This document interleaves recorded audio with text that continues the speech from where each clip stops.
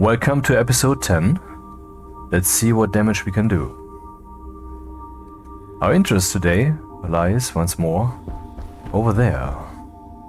In between videos I did a few small things. Put up some chutes, placed the shredder and the centrifuge. Because that's what we need to do. We need to deal with what's coming out from our harvester. This thing is now capable, like as per the previous episode, which was 9, not just to plant something when this thing is empty, and to wait until it's either dead, then it would rip it out, or until it is mature, including seeds, and then it would just harvest until there's nothing left. So there would be ideally 2 potatoes and 1 seed coming out of this thing. And what should happen then is that it goes here. I mean, it was a straight shoot and then it would drop down. But now I changed this. It should go into here. What is this? This is a sorter. This is a sorter. 1 input, 2 outputs. And what we want to pipe here is the seeds. They shall go back in because we're doing some kind of plant incest kind of thing or whatever. And on the other side, we want the potatoes, which shall become a mush room. No, which then goes over here into the centrifuge, which turns that into biomass, so that we can use that then to extract the volatiles from that, so that we can put them into this wrongly spray painted tank there, which should be pink. However fuckly pink is as a color, depending on context, girls. So, where there it is? Huh. The sorter is the trick. And since a few weeks now, we have a new thing, at least on beta. Or is it even released now? I think so. I'm not sure, but I think so. Now let me do the big crime. Now there's pollutant in the air. Even more so. How do we get rid of that? I would phase change, I would say. Let's try to do that. Let's try to do it with phase change. If it doesn't object, I mean, it should always be voluntary. So, I mean, it's hard to gauge. I mean, would you sign a contract? I mean, that's not quite romantic, and I don't know where this all goes. But I think one of the problems that we're going through in these apocalyptic times that I talked about last time is the problem of certainty. I believe that we have to understand that we cannot attain absolute certainty. I believe that we have to have faith in reality, in people, that this will ultimately be what makes the world go round, become a smooth flow, that we have faith. The problem, of course, is there will be people who abuse that, who will make sure that we regret having faith.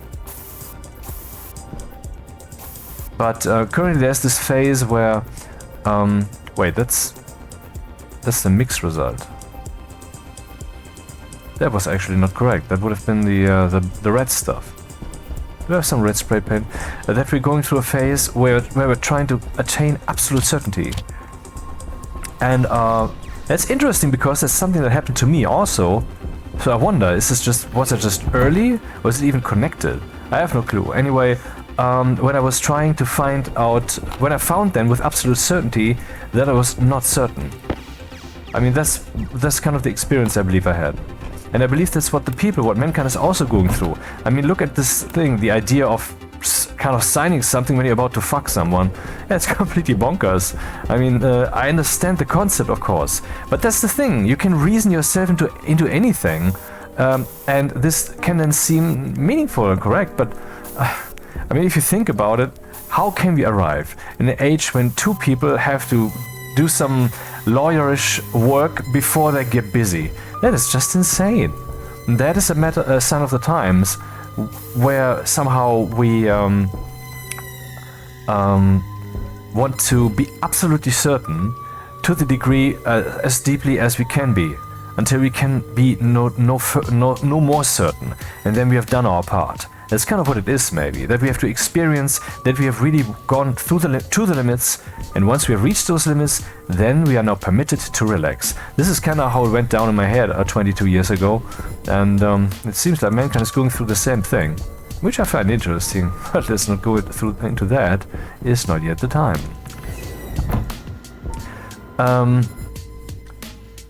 And this was just supposed to be a pun with it, doing it with, I don't know even what the topic was. Doesn't matter. So I want to, doing it with phase change from behind. Where's the thing? That's not the idea. Okay, that association is unfortunate. We can get rid of pollutant.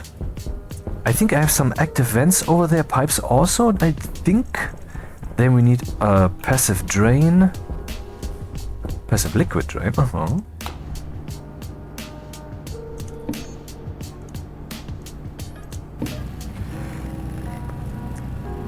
Well, we have something new for a few weeks now, and that is devices that have their own stack, that have their own programming. I can write some information into such a device and it will act on its own. It will not be controlled in that moment by an IC10. The IC10 will just tell the device how to control itself.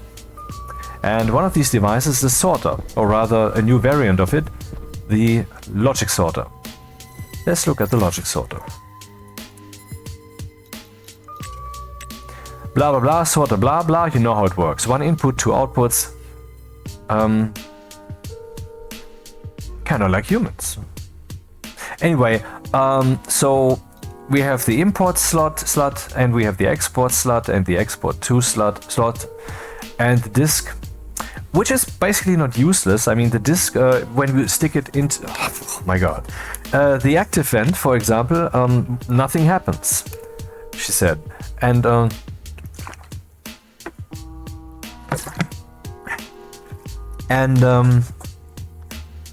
but you can detect whether a disk is in there, so you can use that as an extra switch. For example, I used that on one of my tutorial stations, the white one on the moon, where I was trying to, where I was teaching MIPS stuff, and I used the disk to disable the cooling automatism, so I could operate the thing myself. When I pulled it out, I could, the cooling would kick in, and I mean it would get colder when I pulled it out, and yeah, so that's something to consider. But ultimately, I think the data disk here is not needed. So blah blah blah, logic values, export count, this stuff, we know it. But then this is the thing: we can put into this thing commands, sorter instruction, filter prefab hash equals. This is saying if it is equal to this, then it shall be switching to the other output, to the secondary output, which the way I have piped it up here would be the one for seeds. And this is the opposite, not equals. So it's easy for us to choose either or without much of a fuss. If you think it's the opposite, then just use the different statement. Done. Then we have class compare. I think class is still a relatively new thing, but I'm not sure really what class is. I think it's something like, is it a food, or is it a building material, or is it, that kind of thing. Instead of asking, is it particularly glass, or is it particularly stellate glass, or is it particularly iron sheets? But I don't know about that really. Filter slot type compare. I don't know. Quantity compare. I don't know. Anyway, then we have this, we can say all, any, and none. If the mode is all, and we have like two things in there, like it has to be not equal to iron ore, and it has to be not equal to copper ore, then if both of these are fulfilled, then it shall go out the other slot. Instead, otherwise it shall go out the first slot, because the logic is not fulfilled. It goes straight if there's no logical reason for it not to. That's the rule. type compare, quantity compare, next execution by count and so forth. Yeah, and I want to use this now to split the seed from the stuff that I want to toss into the recycler. For that we have still the Harvie chip here.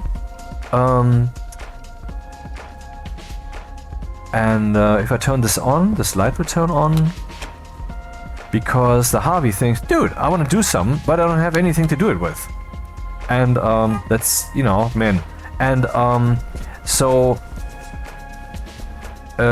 we want to give this dude something to do, so it can plant something, and then later stuff will come back here. But first, when we program this, we have to experiment. And so I will first remove some of the shoots so we can toss things in manually. So what can I do here with the pun? I'm not sure.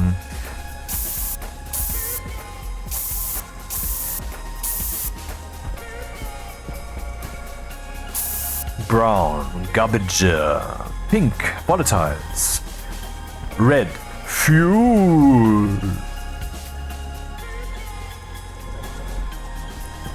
Actually,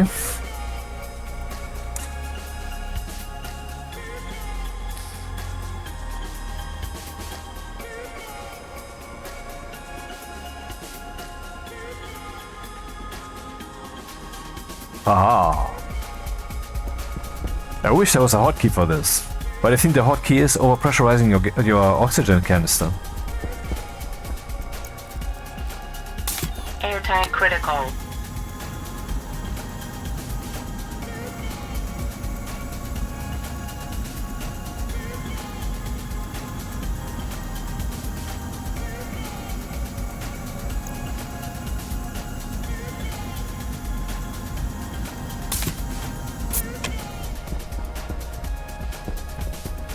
Bonk.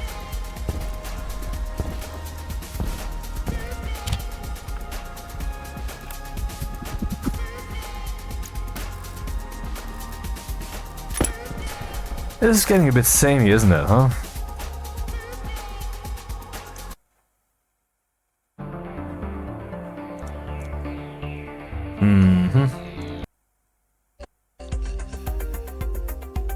Okay, nice.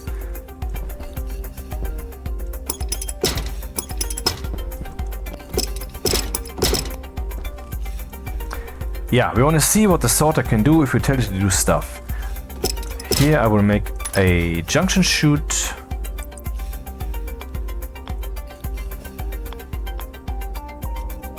Wrong direction. Yep, just like here, you know, when I can just manually toss something in. And in the same here then, for testing purposes.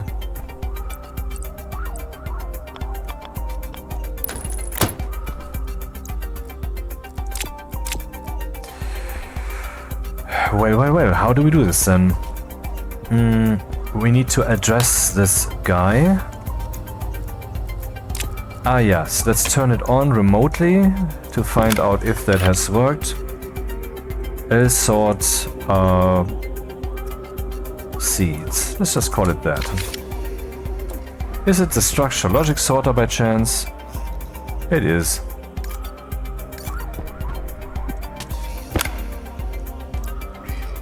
What might this be? I don't know. You tell me. Harvies, import. Zit. No, not zit. This zit. He's talking about zits again. Can he not stop? Define CLS lsort hash structure logic sorter. Define ins lsort seed hash. So we're looking for seeds. I mean, this is. Yeah, okay, let's not go there again. So let's try to turn this thing on. Oh man, turning it on. What the fuck is happening? This is the do stuff method, and this is some testing, and then we do that stuff. And we also need to deal with the sorter. So let's write to the sorter that it is on. Check drop-down, Harvies, export. Yep, turned on. So we can now write things to this thing. But how? There was some example code. I don't know if this is actually in this help.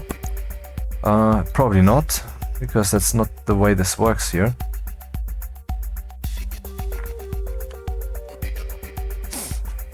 Anyway, we are looking for seed. That is once again the most fun to do. So where is the seed bag? I'm looking for the seed bag. My god, what's happening? Where's the seed bag? I'm looking for the seed bag. Not really, but where is it? Here it is. So it's tossed in. It will be inside, which is the concept of tossing something inside. And this thing, potato seeds, has an ID, which is this seed bag potato. And now we want to go and make sure that the sorter reacts to this. So what do we have to do? We have to assemble a value. You see here 0 to 7, 8 to 39, 40 to 63. What is that? That is 64 things. 0, 1, 2, 3 and so forth until 63 obviously is the amount is 64, and that's bits. And we all have 64 bit computers by now, and that means that they have well, this can also mean that they have values that are 64 bits wide, and this programming language here is making use of those. And so I mean, if you have a number, if you see a number has been compiled, built by this, it will still look like a completely normal number, but we will be completely misreading it, because what we're really looking at is 1, 2, 3 different numbers, which have been mushed together in one 64-bit value, and we have to do such a thing. We have to mush that together. So, okay, the statement that we're trying to program now into the logic sorter is the filtering for equals. We're looking, it is supposed to look for seeds, and if so, then that shall be tossed out the secondary slot. Else, it shall just be piped out the primary slot, like potatoes or possibly dead plants, if that's a thing. Which it's not, I believe. But anyway. So, what do we have to do? We would have to write nothing, and then shift the bits to the left, enough so that it's here. What do I mean by to the left? Well, we normally, I mean, we Western people, we read numbers from the left to the right. The leftmost digit is the most prominent, the most powerful digit, the most significant digit. I like the music, but it is speaking like I do. So let's switch to something less busy.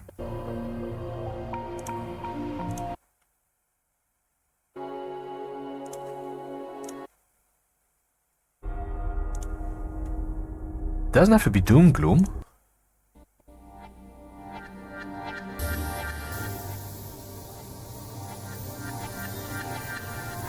Anyway, so 64 bits, and the biggest number, let's not think bits, let's just think, yeah, classic numbers. There's a number here, 256 in the decimal system, which everybody knows is what we use, though few people reflect it really. This is the biggest one. If these two would go away, would be replaced by 0, we would still have a pretty big number, 200. But if this one would go away, would be replaced by 0, the number would change vastly. This is the most significant number. In the same way, we're looking at bits. The binary system would also be written from the left to the right, from the most significant bit to the least significant bit. And these are the least significant ones, bit 0, 1, 2, 3. So you have to just have the firm image in your mind. On the left is the big one, that's number 63, and then we go to the right, it's the least significant one, the 0. The biggest one, 63, and the 63 doesn't express that it's big, it just coincides, it's useful. So what we'd have to do is we would have to write a number into our value holder, into a register while programming, and then we shift that number in these bits to the left until it's in these till it's there in bit 40 to 63, which is 16 bits, I guess. No, 14 bits. Wait, how many is it? Here it's saying 24. Yeah, that makes sense. This would be 24 bits. Here we have 8 to 39, 32 bits makes sense, and here we have 8 bits. This here is how a programmer would write the type of value that is being used there, and it depends on the programming language how you will write that or what types even exist. For example, this music, I swear.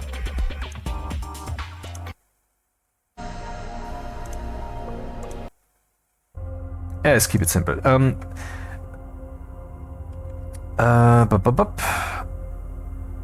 Not. I would see some programming languages don't even have unsigned values. I mean, in Java, for example, if you write a byte, if you have a byte value that's 8 bits, so you could write a value from 0 to 255, you can't even do that because the highest value you can write is 127. Because then you would have the 8th bit, the leftmost, most significant bit, would then come into play, and but that bit is reserved for expressing that there's a sign, there's a minus sign. And so once that minus sign is set, then you can once again count up. But you don't start at 0, because it would be wasted. You start at 1. And this means that the positive numbers go from 0 to 127, and the negative numbers go from minus 1 to minus 128.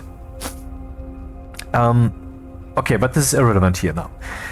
Why did you tell it to us then? Because I like to fucking talk. Sit down, shut up. So, I would then write a number into the register and shift it to the left so that these bits are filled. But I don't need to, they're not even used. Okay, so what about this then? Here I would write the prefab hash, and I believe that's exactly what we have to write, the hash of the text that are copied in the clipboard, which is the seeds. We write that here, this 32 bits number, and this would then be the part of the command that tells the sorter what I am looking for, or what I'm explicitly not looking for. And 0 to 7, these 8 bits express what I mean with this overall data package, what I'm trying to express. I'm trying to express filter prefab hash equals. And we see here that would be the value 1. So first we write this here, shift the bits to the left by 8, I would say. First we wrote that in there, so we wrote it to bits 0, 1, 2, 3, and so forth, including 32, and technically we wrote it to all 64 bits, because that's what happens when you write to one of those registers in IC10. The entire thing will be overwritten, obviously, except if you use the OR command, which is a possibility, and I think we even have to do this here. But not necessarily. I can also just add 1. I mean, if you have a number that was like, I don't know, 47 or whatever, and then we shift those bits to the left, then it will have suddenly become like 10 million. Ha! And if we add 1 to 10 million, then the lowest bit will suddenly be set, when before it was not. So instead of just ORing a 1 in there, we can just add 1. But it doesn't matter. Let's just do that and see if that works. I've not done this yet here, but I think it is simple enough in principle. So let's look at the Harvies stuff. I just don't know how to write that in there. Was that... There was something about writing to the devices. Is that already documented? I would assume so, but... yeah, that doesn't help me. And I can't delete it now, because it will also delete source code. When will they fix this? I can't fucking fathom. There's some things that are inexcusable to still be this fucked up. I mean, how primary has programming become? How long has this bug been in here? Oh, how important not to scare away the guests who think, oh, you have to program for this game. Well, from my perspective, yes, you have to, but the truth is you don't have to. Only if I couldn't imagine playing this without programming. So what does this do? SAP register is being set to something. SB stores register value to logic type on all output network devices with provided type. Oh, you're right, of course. Write batch named, write batch S. What is this? This is a slot write. Slot write directly. to a device by direct ID reference, but I'm sure this statement that I'm looking for is not one of the ones that we know. It was a new one. Here we can, this is one of these logic statements where we can create a logic value, you know, that we can make comparisons. We can, for example, say register R0 is 0 or is greater than 0 or is not equal 0. And these kind of comparisons we can make. And then we can say whatever the outcome of that is, I mean, that's necessarily a true or false value, right? I mean, either it is greater than 0 or it's not. That is what the outcome of such comparisons always is. And then these logic statements that are generated is like you can create a value of 0 or 1. You can see that here. Register will be set to 1, or else 0. And here we have a special variant of that. We can see if a device has been set. We can say, okay, register R0 shall change to 0 or 1, depending on, and this would be D0, for example, from the IC housing, where the screw has been set by the screwdriver, and maybe that device is no longer there, or the screw has not been set actually. If that is not the case, then we can actually detect this. That doesn't have to be a blink, blink, blink, oh, I don't work anymore, but instead it can just detect that and jump over that. It's basically like exception catching in classic programming. Device set, device non-set, select SEQ is one of these logic statements. Same. Bitwise arithmetic left shift operation. That's exactly the stuff that we're looking for. Maybe not exactly this statement, but yeah, bit shifting. But not right now. I need a way to write this information to the device. That is what I'm looking for. Maybe I should look in the forum, then I would look it rather find it rather quickly, because it was in Rocket, you know, Dean Hall's announcement just a few days ago. So I would find that in seconds, I guess. But I want to find it in here also, if it is there. So let's check that out. Less than or equal, sleep is just like yield, except we can say how long. In half-second steps, or no, in second steps, Less than or equal 0. Bitwise logical left shift operation. Well, we have already seen that. What's the difference? Performs a bitwise arithmetic left shift. Performs a bitwise logical left shift. Operation on the binary representation of a value. Operation on a binary representation of a value. It shifts the bits to the left. It shifts the bits to the left. And fills the vacated rightmost. And fills the vacated rightmost bits with a 0. Bits with a copy of the sign bit. Aha. The most significant bit. See, in other words, this you use if you're dealing with a value that is a signed value, and I mean, like with a sign, when the topmost bit meaningfully expresses what's going on.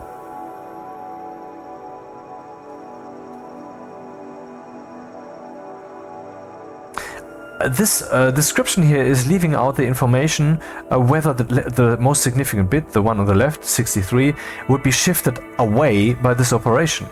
My assumption is it will not be shifted away, because otherwise you could only shift this one time, and then why would you even do that? Why would you even keep it signed when the sign itself dies by that?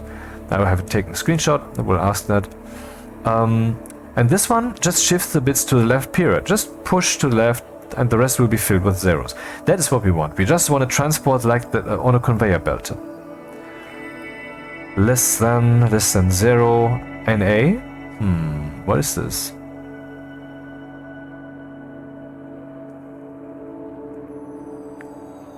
I can't even fathom what this is, man.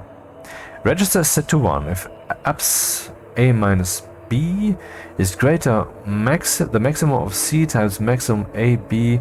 This probably has some meaning once I've deciphered it, and then my forehead will feel some pain inflicted by my own hand, but currently I cannot make the connection, so let's move on. Here you can see if something's not a number. If you divide something by 0, the chip will not crap out, but the resulting value will be not a number, because dividing by 0 is not defined. And you can detect that.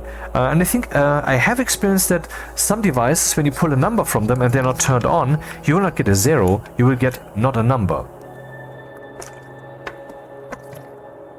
But if you then if you do some operation on that, like for example pulling the temperature of a pipe from a pipe analyzer, and the pipe analyzer isn't turned on, then I believe you don't get 0, but you get NAM.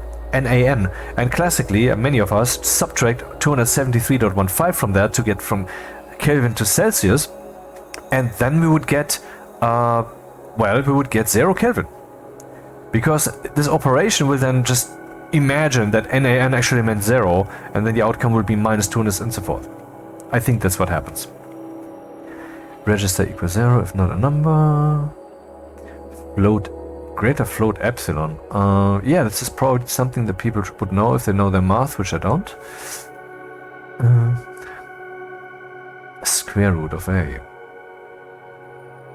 As SRA performs a bitwise arithmetic right shift. Okay, that's the opposite of what we already know. And this is the logical right shift. Arithmetic was upholding the sign bit.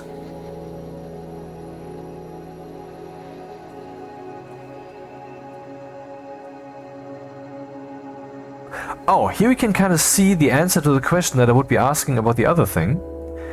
Performs a bitwise arithmetic right shift operation on the binary representation of a value 1 0 0 0 1. It shifts the bits to the right and fills the vacated leftmost bits with a copy of the sign bit, the most significant bit.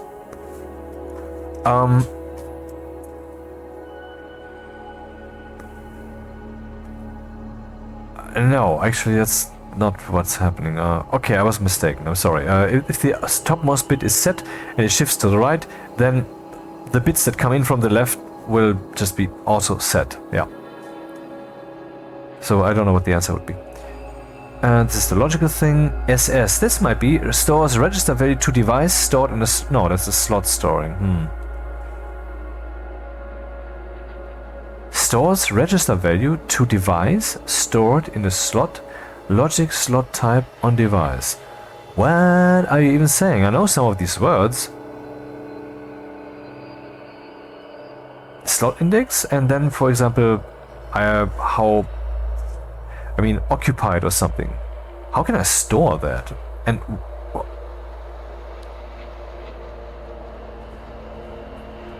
right, S means I store something in a screw device from the housing.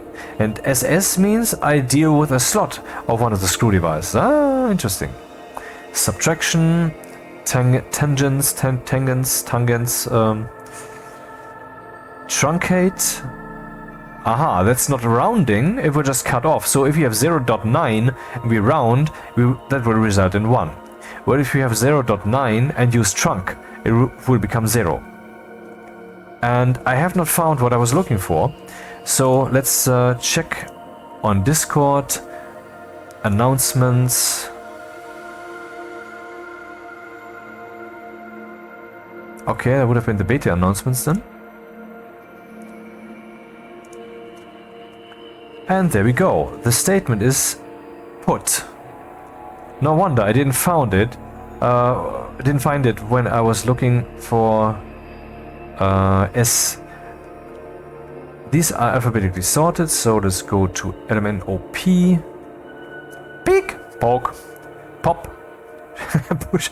We don't get away from this, right? The sexual attractor, it doesn't let go of us. Is half of the audience masturbating, this feeding back to me anti-temporally while I'm speaking this, or what's happening? So put into device 0 or whatever device to some address a value. And that's what we will be doing. But is it this? Using the provided device, attempts to write the provided value to the stack at the provided address. Put to that device. And what is put D? Seeks directly for the provided device ID. Okay, that would be the objective one absolute number of a device, I think. Attempts to write the provided value to the stack at the provided address.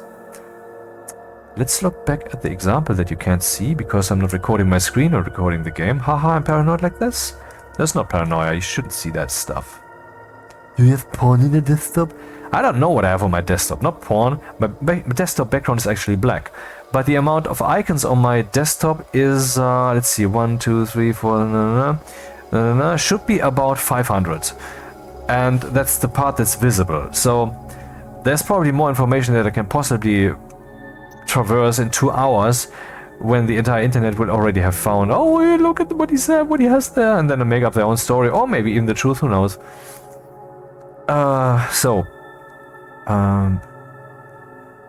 Put D0. Okay, the example uses D0 as in directly the screws.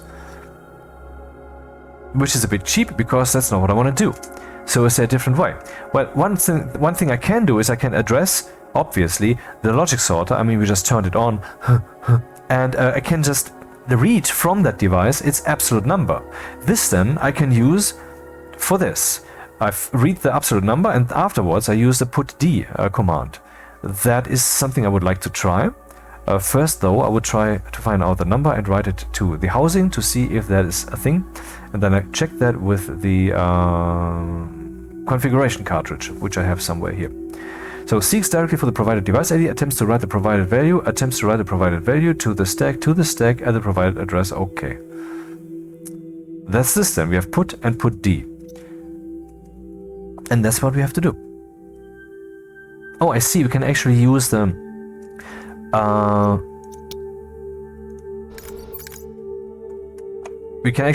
this text here, sorter instruction.filter prefab hash not equals, instead of 2. Well, that makes it easier then. Oh, it can be copied. Glorious. But now my clipboard has been overwritten with whatever this is. So now that we have this thing, I will try to read from it its absolute ID into R0. I just don't know what that is. I think it's the reference ID. Sum, yeah, it doesn't matter. And then write that to the housing. Harvies, export. Aha, 73663. Is that the truth though?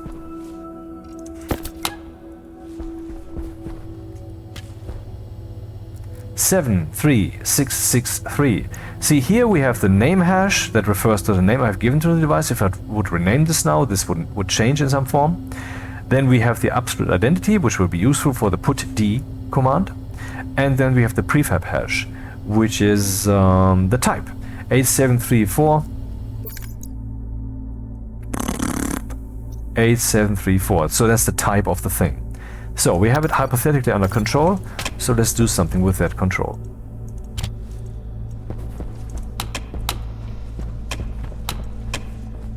Back and forth.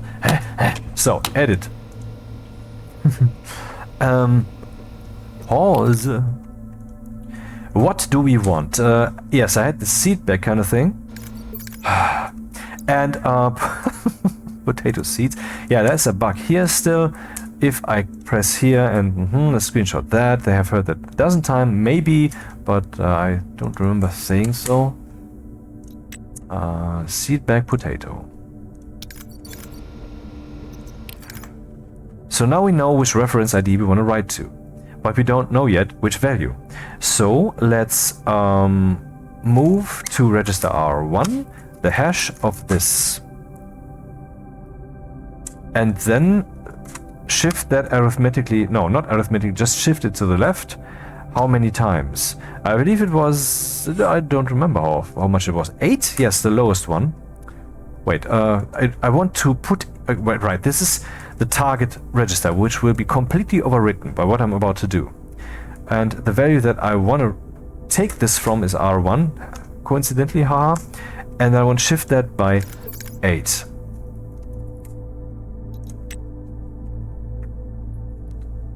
Yep, 8. If I shift it by 8, then it will be in this position. Maybe it will be even further, like in here, but the number that I'm using must be a 32 bits number, because this is how this concept has been reserved, and so Rocketworks just can't have done it in a way that these numbers that I'm getting there are sometimes reaching into further bits.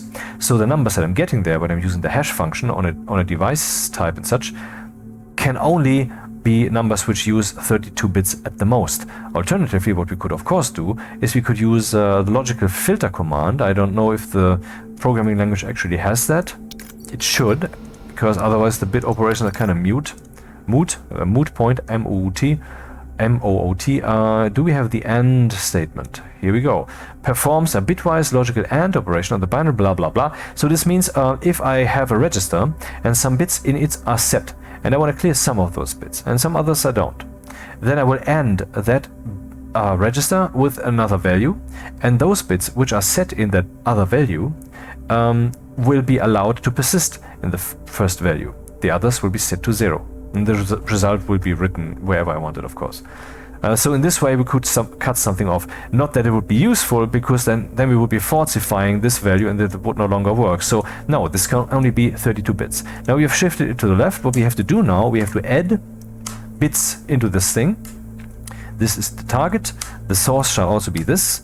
And what will be the value that we put there? No, that is not the value that we put there. This is the value that we put there. And let's see if the source code accepts this. It should. This is not one of those things that we need to hash. Aha. So now we have actually successfully programmed the command. This has been set to 0 for debugging. Okay, so I'm not confused when I look at this thing. Now I want to put that into the device. But how did this work again? Put E to this device. Very hard to debug. I mean, I can't really look into the memory of the thing, right? Or I could write myself some kind of disassembling blah blah blah blah blah, but we don't yet have a way to display that properly, and I guess that will all come in the future. I hope that Stationeers will persist, and if you haven't yet bought Stationeers, please do so. I know I'm just telling you to spend money on something that you don't even know you want, but I can tell you that your future self, which will hopefully a lot more, which will hopefully be a lot more mature than your current self, no matter how mature your current self is, will love you for having made that decision. And if you don't make that decision, then it won't hate you for not having made that decision, for it will not be aware of how much it has been missing out. So we are writing to whatever register R1 is holding. No, R0 is holding, which is the absolute number here, the absolute ID. What we're putting into, I don't know which address, what we're putting there certainly is R1, the value that we composed. And I will save and press escape, and then I will look at what Rocket has written. Okay, we can see something that in the code he has done. For example, in his code, the following: CLR, which clears the entire memory of the device. Or here we use this because we don't have the screw to which it is connected, and also we want to necessarily learn the better way, the way that allows us to deal with any and all devices instead of being screwed sometimes. So here I will just clear the entire memory of the device hypothetically, and let's see what else he has written. That was what he did. Then he said SLL into R0 hash steal 8. So yeah, the same thing I've done here, pushing it by 8 bits to the left. He did this well, I taught him. And then he ORed into that register, like I did here, printer instruction not eject reagent. See, the manufacturers, they also have this kind of thing. And that's something we definitely want to try out, right? Because you can tell the manufacturers to empty themselves. You can like push a button and then it will all like be push that stuff out, or just one of them, if you wish. But what's more interesting is you can actually tell them to push out a certain thing. So if you're in need of gold for one manufacturing process, then you could tell all the manufacturers to eject all the gold that they have. And then when they're done, the levers will close again. So it will be fulfilled, that statement. You take the gold and you stuff it wherever you want to stuff it. And so you could make a locker full of chips, which just do that for the various types of reagents there are: steel, copper, gold. And then whatever you need, you take that one chip that you hopefully have labeled and spray painted, you stick it into a housing that's conveniently placed on the wall or whatever, and then all the manufacturers will spit out their stuff, and then you put that back. that is one way you could do it. There's probably other ways, but this is a way, not the way necessarily. And then when he's done, he says put D0, 0, R0. Instead we are doing put D, R0, which is our device. 0 is also what I've chosen, and then the value that you want to put there. In other words, I think we have already done it correctly. If so, we should see that the seed comes out the other side.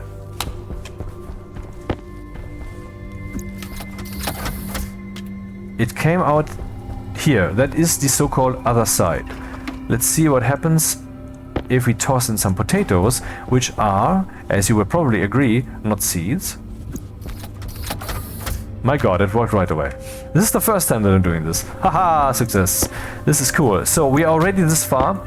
And it was easy, wasn't it? I mean, the understanding. Let's go through it again, now that you've seen it in action. We have the possibility for this device. Let's look at the manufacturer for contrast, you know, to make some mileage. Let's look at the auto lathe. Kit, no, the real one. The auto lathe itself, not the item that builds it. The logic values, and now the new shit. These, what can this thing do?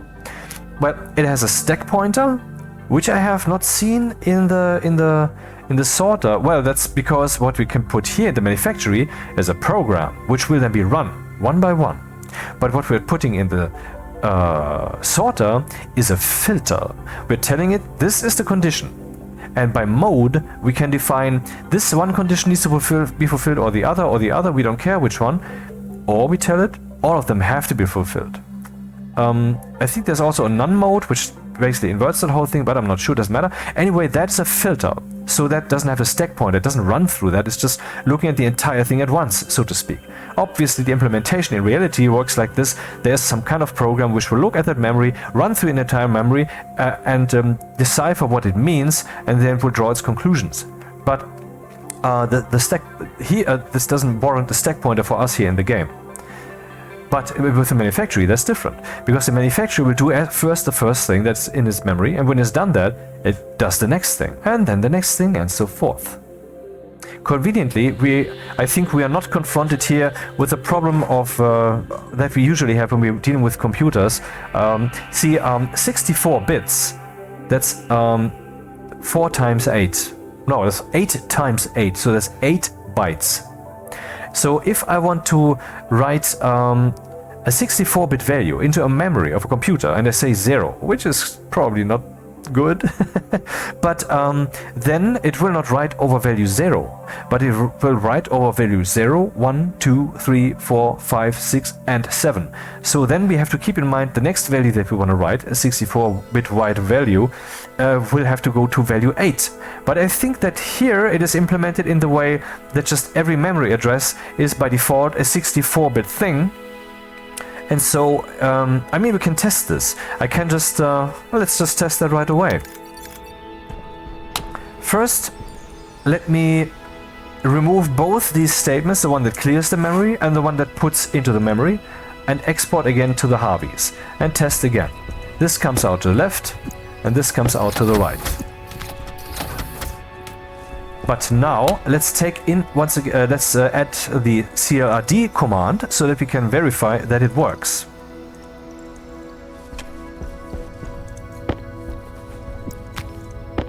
No, let's use the same testing conditions. First the potato. Now both came out this side, and I'm not sure what that means. Maybe it is as follows. The last thing that came out was on the right side. And so now that's what this thing is stuck with. Well, we can actually find out. So let's find out. What we have seen though is definitely that the CLRD command, or the CLR command, makes sure that the memory will be empty.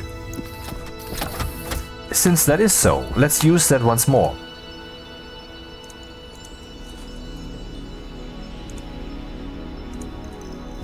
And toss in again the potato. Aha, okay, so it comes out this side. It has nothing to do with what came out. Or am I stupid? Maybe I am just talking louder than my mind can follow the reality that I'm experiencing. Let's reinstate this. and toss in first the seeds, right, left.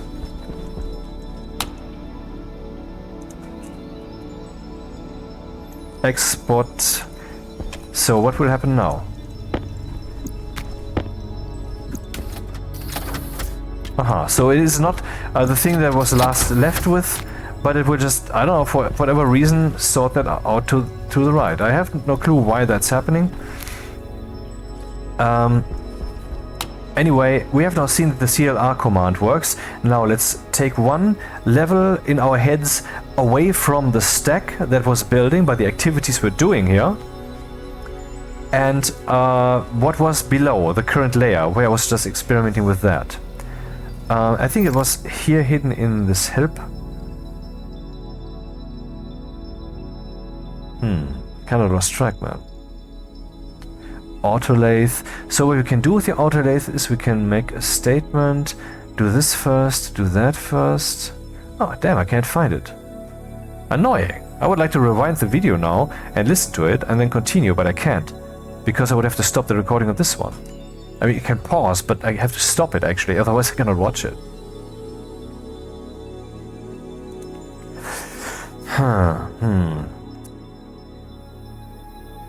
Yes, I wanted to find out if the addressing of the memory would be convenient, or if it would be Stone Age stuff that we're still dealing with.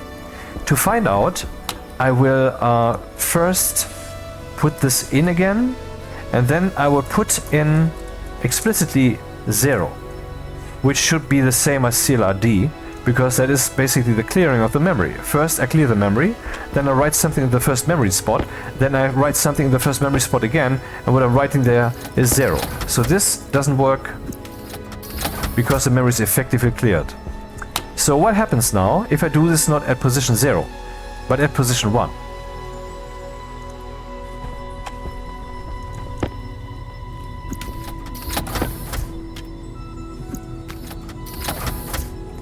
Aha! It seems to be convenient, though we can't be entirely sure since we're talking about individual bits, and maybe we just overwrote part of the value indeed in the memory, but it was bits that were not relevant. But I don't think so. I think this is just convenient stuff. So we're talking memory cells that are all 64 bits large, and that is cool, and that's also a bit spacey. It's science fiction basically. And it's cool to experience science fiction from this angle, right? So the stack pointer, which would also have a value within it that is 0, 1, 2, 3, and so forth, would then point to the to basically the to-do list. A to-do list first entry at position 0 might be print 5 iron sheets. This next might be print 5 and so forth. That's what you can do now. That is new. It's a few weeks old, and we can do that now. So what do we have? We have the stack pointer, which tells us and also the device where it is currently in its memory processing, you know? And I assume that we can actually read that and also write it, probably. And this can only be... Yes, you can see here we have the addresses 0 to 53, where we can execute recipes like print 5 steel sheets.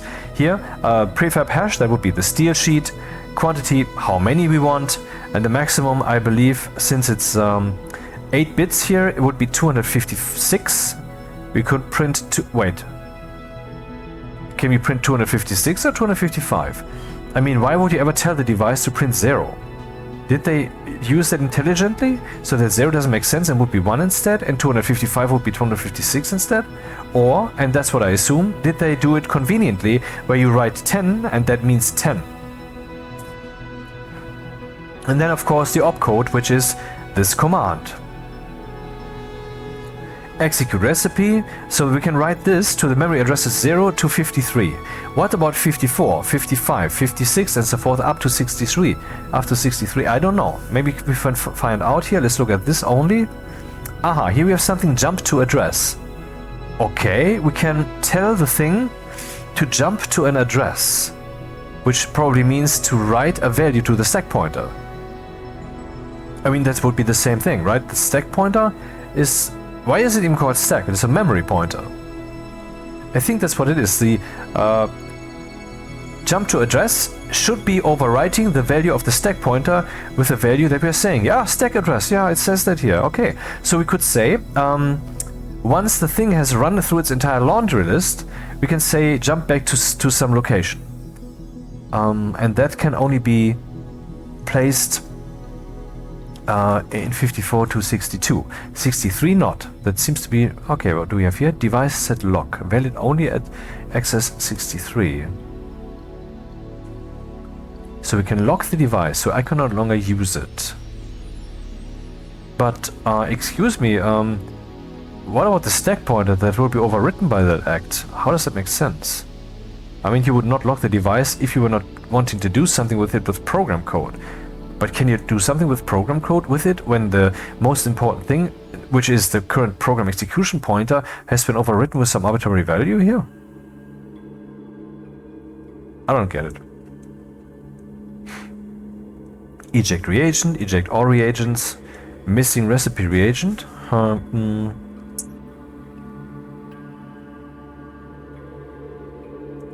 I don't know what this means, but anyway, okay, we have seen now cool shit coming our way, and we have also seen that this problem has already been solved, so we already have the sorter configured for what you want to do here. So the greenhousing can start, I guess. Dr. Greenhousing. Did you actually say that on camera? No, I didn't, because there's no camera pointed at me. Are you stupid?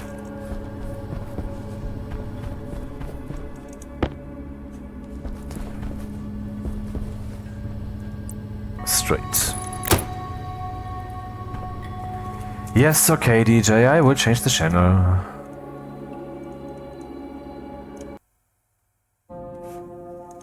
I said change.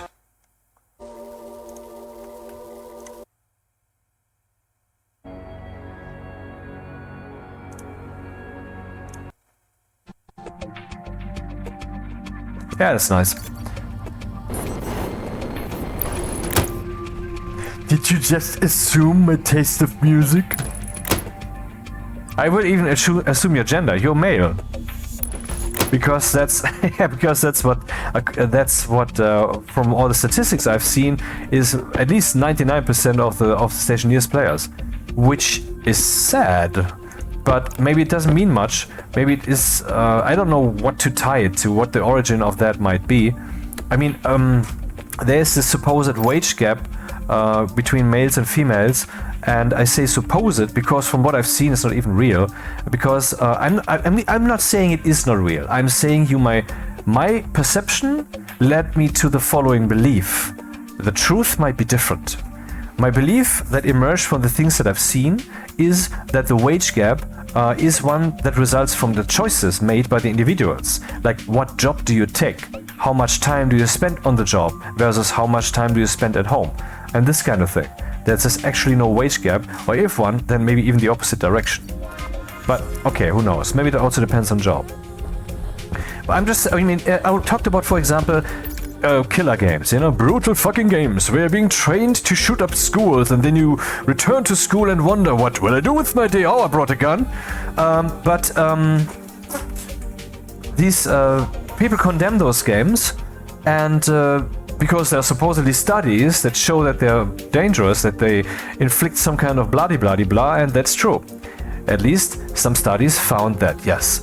Other studies found nothing conclusive in that regard. And what I've not seen in this entire discussion is a study investigating whether or not the opposite might also be true. Whether playing such a game might relieve tension, might relieve pressure, might allow you to just blast away, and then you return from your virtual world into the real one with a cleansed mind. And in the same way, you don't have to believe what I told you. That's the belief that the view that I have come to by now in regards to the wage gap. But what I want you to do is consider that you don't know everything yet, and maybe you have to consider more angles of this entire thing instead of possibly the too few angles that you have seen. Whatever belief you come to, it will be yours.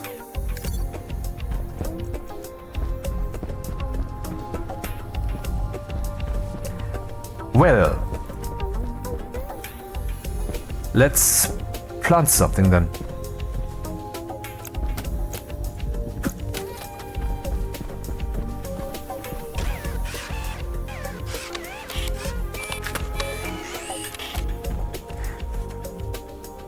If you're curious about the source code and about the history of mankind, the apocalypse and programming and such, you have to watch the previous and second to previous video, I guess.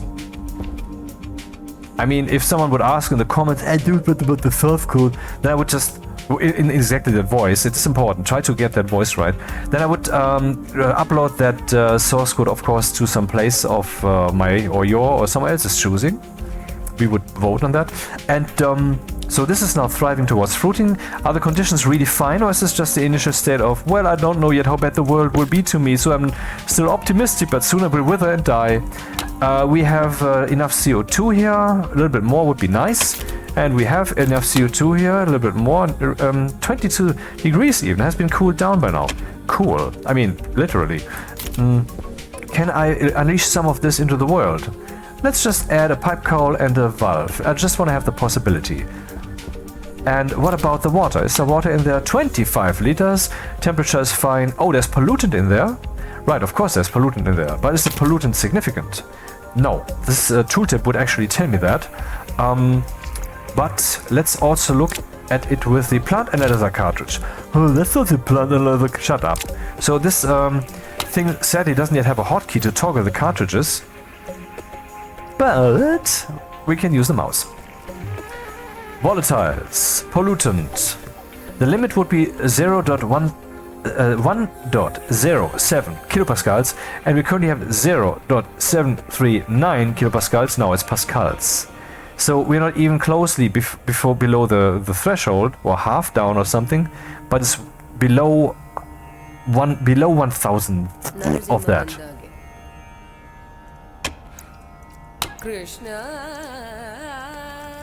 Where's this heading?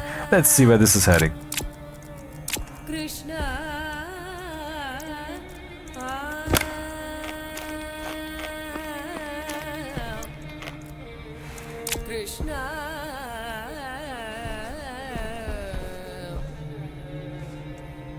This sounded so disappointing in the end. Disappointed, I mean. Oh, the sun is out. Even though our day is still slowed, we can see that here. Or rather, in my history here. Dip, dip, dip, dip, dip, dip.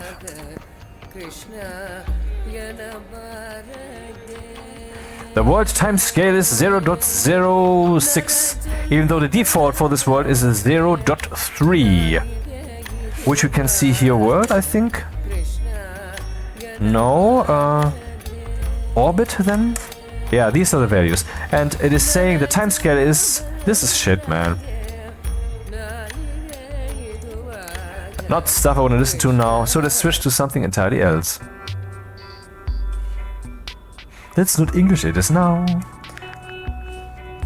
Yeah, we can see a 0.06 basically. Floating points. How does that work? Floating point values.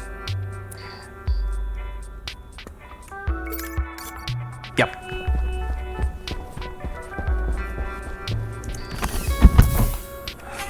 This fucking airlock, you know?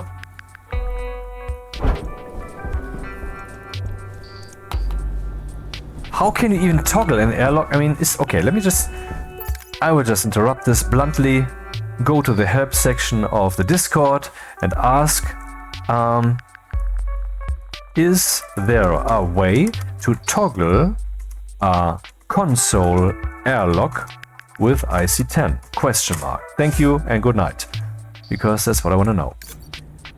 Because I would like now to print a sensor. I mean, I'm gonna do it. And so whenever I go in here, that thing will just toggle. I mean, I would always just want to walk through. Why should I push the fucking button, man? 2? I was so sure there was only 1. I mean, I looked at the resources. So we could put in here a motion sensor or occupancy sensor. Would be the same motion sensor in regards the world box in which you are. The occupancy sensor regards the room, but this would be the same in this case.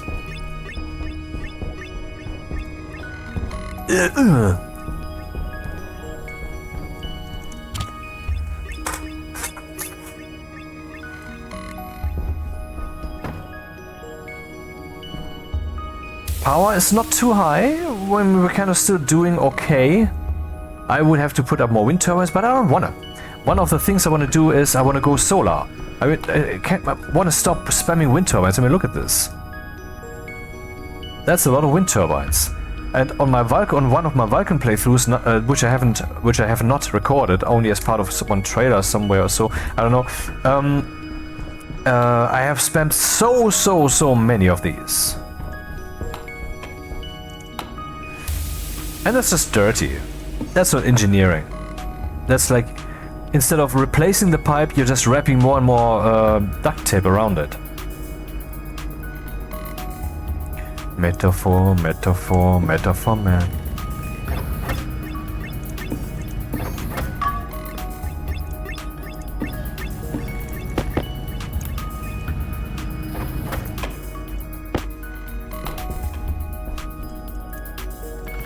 Can someone tell me how the idiocy, how something utterly, I mean, on the outer limits of stupidity, like, okay, there's normal intelligence, there is wisdom, and so forth, and then there's mild retardation, and some stupidity, and then there's this. Can someone tell me how it came about that we are saying African American when we're referring to black people? Because, I mean, first of all, my attitude in regards to black people is very simple. Their ancestors were out in the sun more. And how is that a topic? But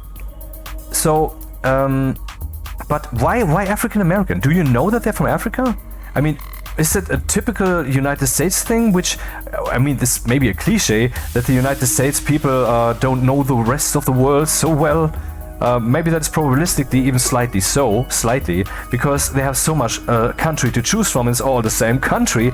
While, for example, in Europe, all the countries that we choose from are neighbor countries, and our own is not so fucking big. So statistically, that's probably not so entirely untrue. But in principle, I mean, it doesn't matter. The thing is, why would you do that?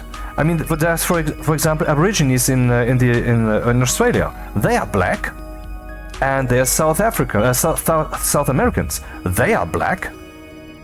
Why would you call any and everyone that you see an African American when they are possibly a South American or an Australian American or some? There's probably more out there. I don't. Anyway, why the fuck would you do that? That doesn't make sense. If it doesn't make sense, you shouldn't be doing it. Isn't that a wise way to live? If it doesn't make sense, you shouldn't be doing it. Hypnosis. Grab your crotch while looking at this. If it doesn't make sense, you shouldn't be doing it. Now, back to business. Oh, I forgot the valve. Oh, do I have one here? I don't. I don't. Fuck!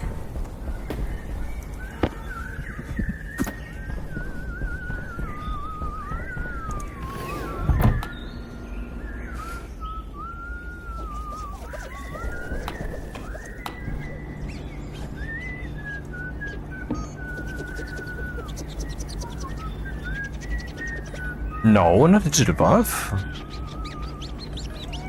Classic one. It's my family make radio that we want to listen to.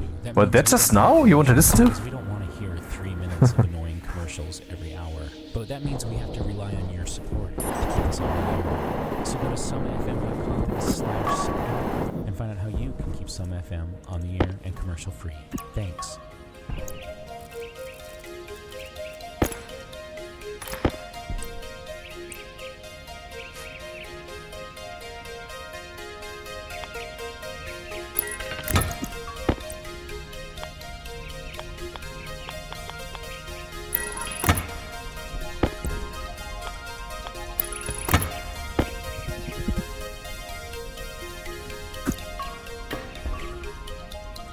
What will happen? I'm curious. You too?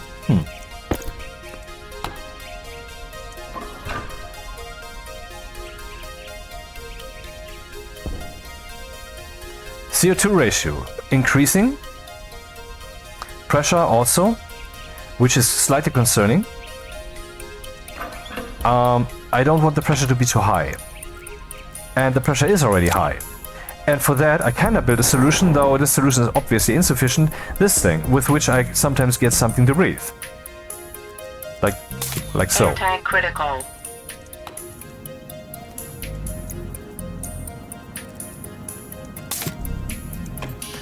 But this is insufficient, so can I possibly do more? Well, I could pump this into a tank so I have some oxygen. But do I need oxygen? No, I don't. So would that make sense then? Well, no, it wouldn't, but it also has warmth. Usually I create warmth with my furnace and heat, I mean. But I'm not sure. I don't want to toss that out. It seems too valuable. I don't know why.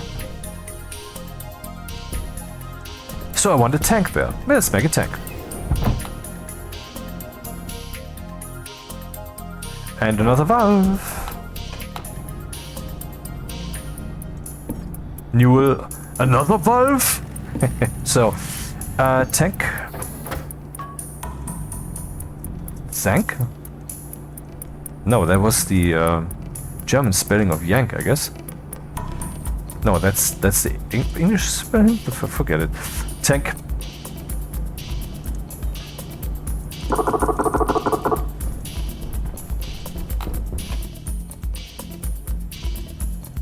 This music, I swear.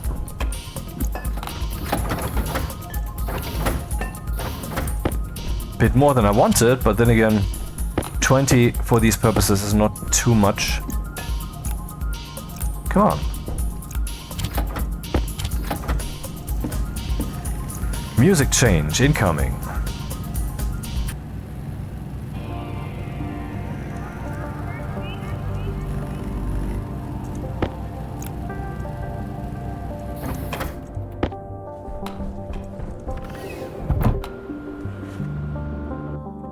Well, the phase change thing with the cleaning of the air, that's something I should establish rather early, because it takes a shit ton of time to do.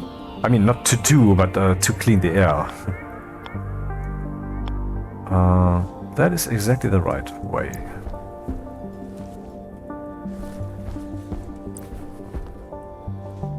Well placed. I wish I could kind of lock the position this thing is in. Let's take a screenshot. Maybe I'll remember later what the fuck this is supposed to express.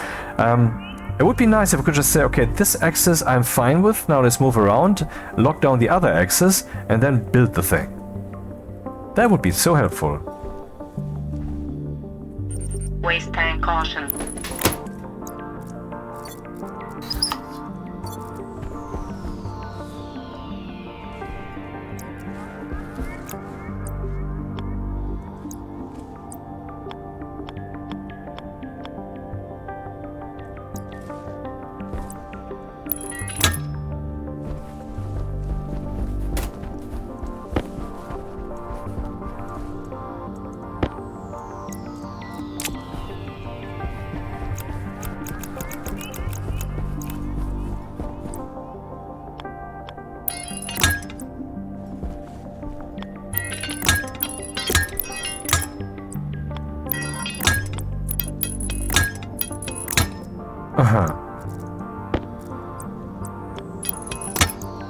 Isn't it wonderful that we can do all these things?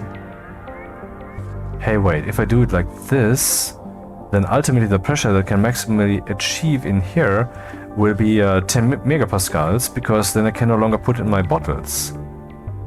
That's a problem.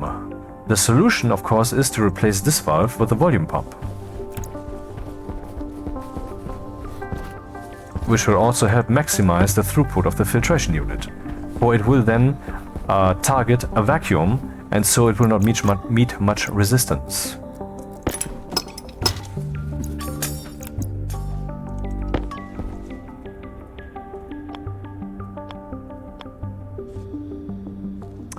Okay, I wish there was a mirrored version of these things, because I cannot put a cable in that place, and that is a bit off-putting. Can only place it like this. Shit! Oh, now I can't get through here? Oh, where's the problem? I cannot go through here. And once I've put some piping here, which I now know I can't ever do, I can only extend from here, but that's okay. I can no longer get here to this place. Oh, I can still. Yes, my little corner where my treasures are hidden. Not bad. What treasures could that be? In a multiplayer game? Your tools. You hit someone's tools or whatever. Yeah, find them, find them. Also fun to use the manual hatches and weld them shut. But not all of them. Because you can place one here, one here, one here, and one here, indeed. And you will have an entire hall full of these, and some of them are welded shut, but the dude who has to find the way through doesn't have a welder. And when they are opened, maybe then on the other side they can't get through. Hey, wait, that's interesting even. If this is open, it will reach into... No, there will still be some space, I think. Ah, boring. Okay, okay. Never mind. Tangents and tangents.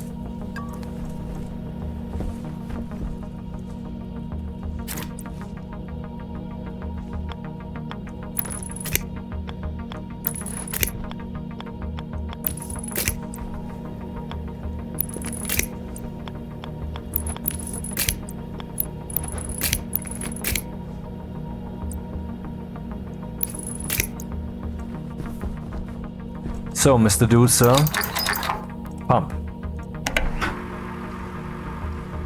Wonder what I just pumped there. Didn't even check if it was just oxygen, but what else would it be?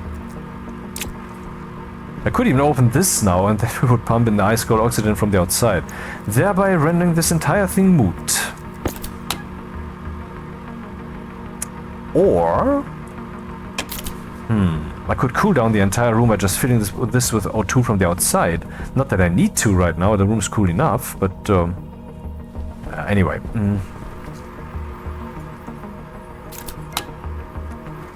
In here we have just nice O2.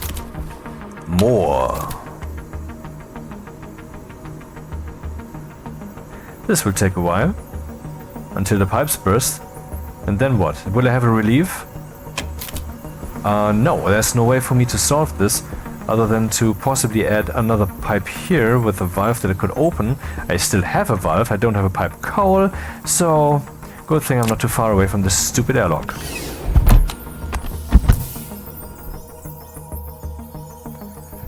So in case I leave this running for too long, I can run over and flip a lever and everything will be saved. That's the way we should think. I mean, of course, doing it right from the get-go would be better, but then again, doing something right isn't good enough. You want to be safe regardless.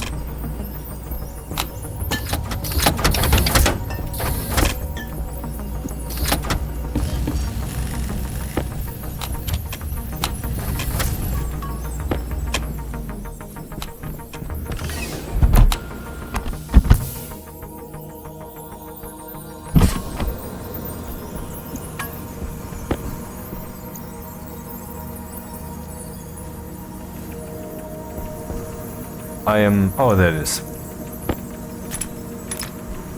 So this area is not quite relevant. In other words, let's use that area for these purposes.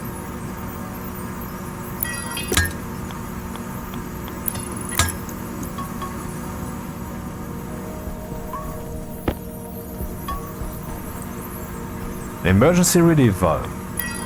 I would say this is even beautiful, apart from the coloring, which isn't yet fine. 17 pipes, not many, okay. Where's the labeler? Oh, it's still resting on the mysterious chip, whose meaning I haven't yet revealed. What might it be, the secret source?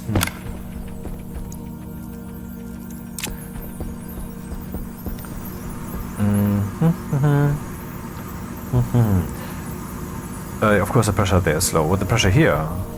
Oh, I need a pressure-o-matic meter thingy. I have one.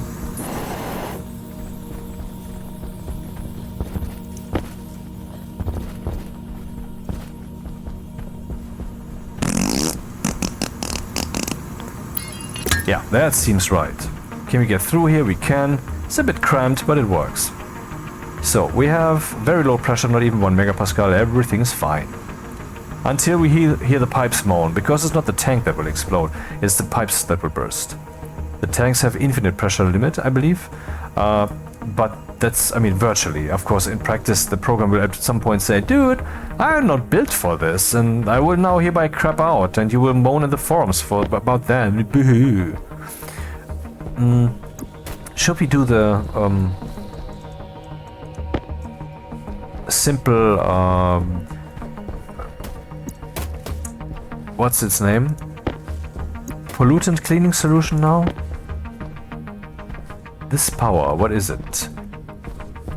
Aha, that power, okay. That's convenient. I want to suck from the room's air into a pipe. I don't know how long it shall be. Maybe it can be very short. Haven't tried this, I mean, haven't experimented much with this. And then on the other end, I would have... How much does an active vent draw in power? 100 watts, the same as a back pressure regulator. So it would make sense then to get a back pressure regulator instead, because the goal that I have is keep the pipe under pressure. And why would I then go and program computer logic instead of just telling the active vent to step on the gas?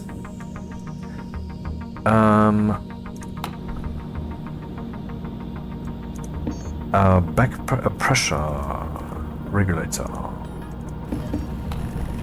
Do we have some pipes still or such? Nope. Do we have a pressure regulator and such? Nope.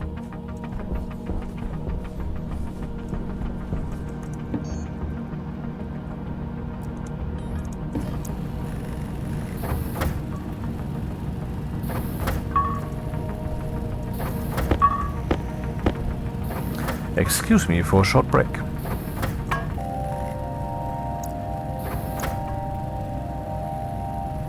Back off the bus. I mean, back in business.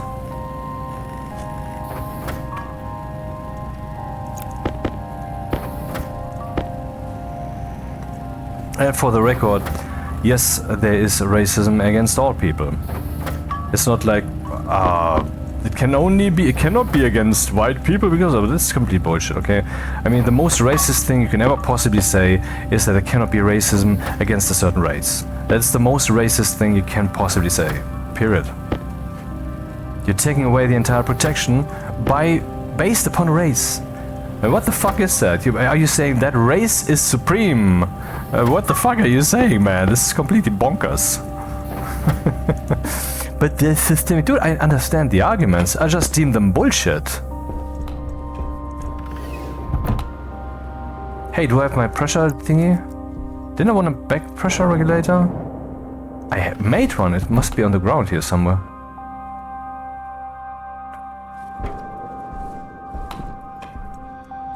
Where is it?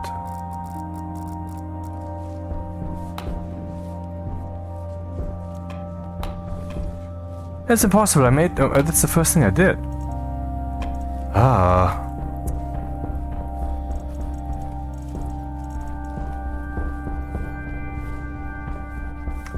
This annoys me. I'm sure I made this thing.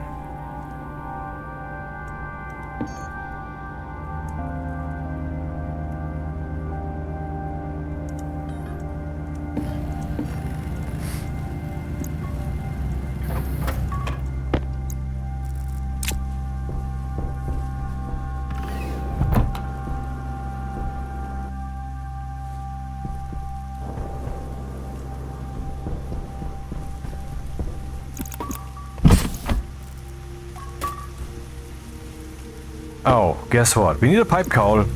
I should make 100 of these.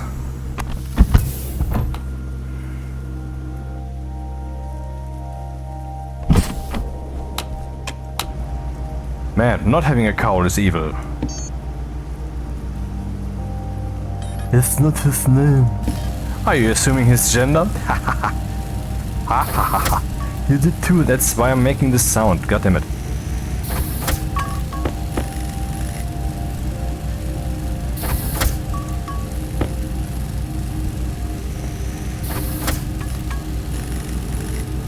How is the plant doing, by the way?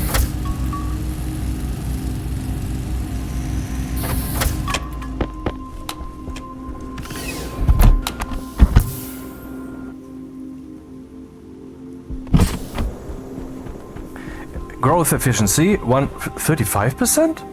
Oh, yeah, that was the thing with the light, I forgot.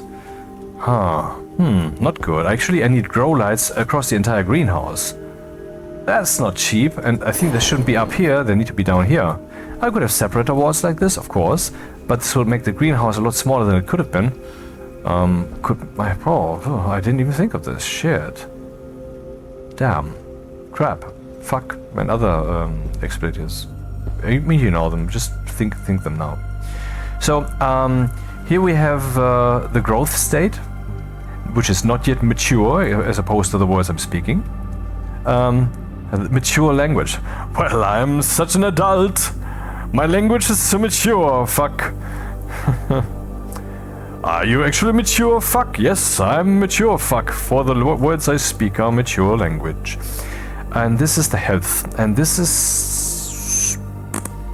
Crap, I keep forgetting. And I keep forgetting that I don't have to switch that, it switches itself. Occupied, oh, okay. There's a plant in there? I wouldn't have thunk so. And this is the Harvie, which has this 3 slot information, and what it's currently saying. There's 0 as in idle, there's 1 as in happy, there's 2 as in sad face, and 3 as in dead. Dead, I tell you. So this should soon be going higher? It's going lower? A mystery. Let's solve it.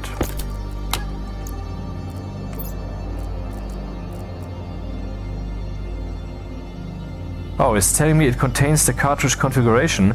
There's an advanced tablet, motherfucker. It has 2 such cartridges. A screenshot was taken.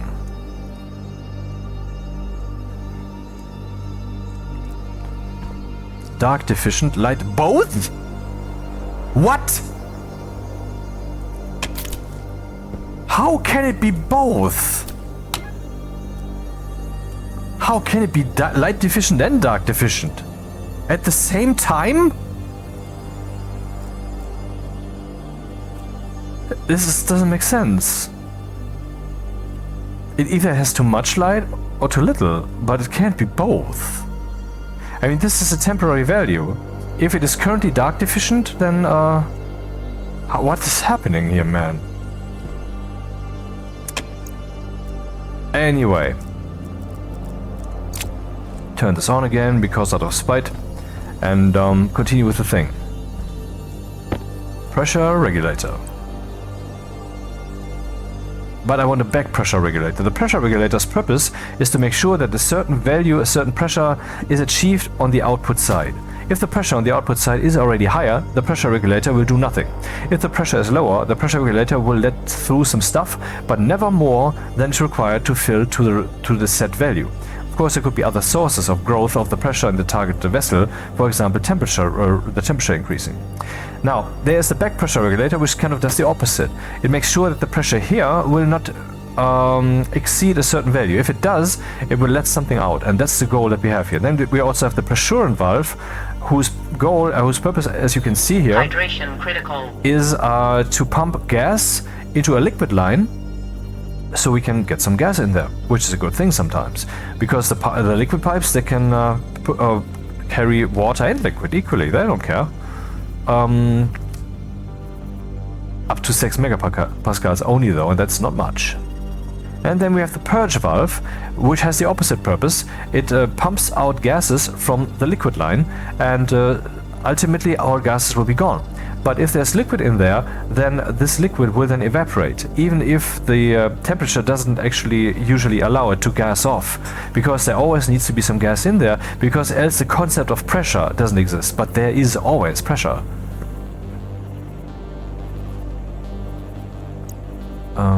So we need the back pressure regulator. And a pipe cowl, but not in the ground. Why not? Let's show you where is the thing, where is the thing, where is the thing.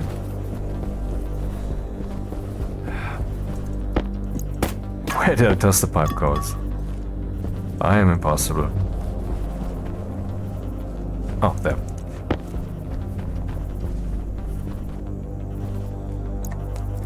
I mean, seriously, would you have known? This is that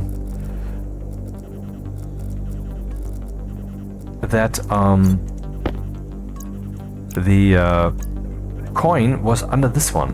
Would you have thought that? So if you do this, it will tell us, won't it? I thought it would. Usually it says that it is blocked by the ground within it, which it is here. But okay, I mean, we already have the setup to do the experiment. Let's do the experiment.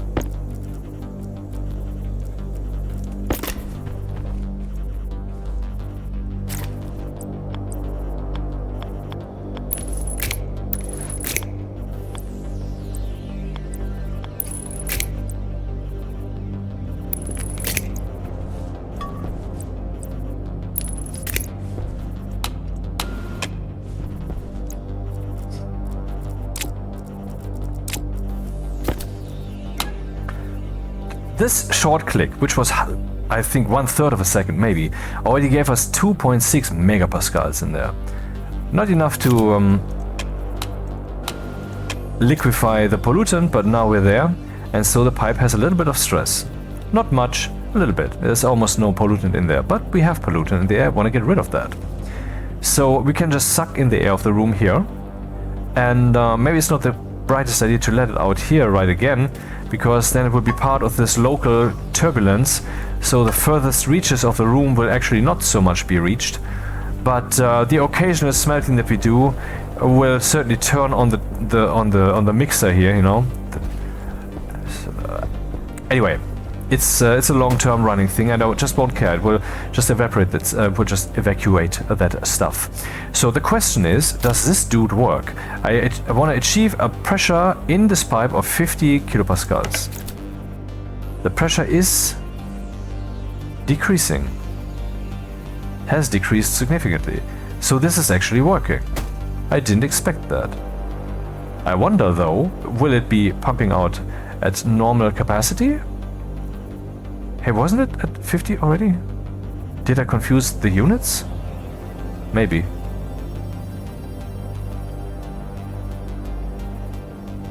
Interesting that the pollutant is gone. Why would it be gone? Huh.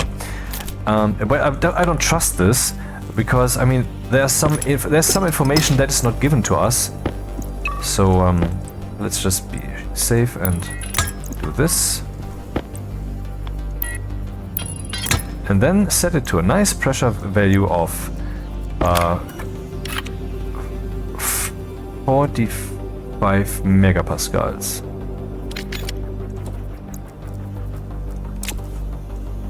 And then make sure that it doesn't explode in our faces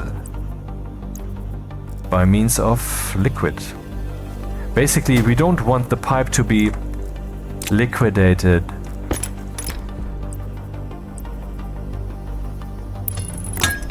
Now we need the insulated ones. I think we still have some. We do. Now we have more.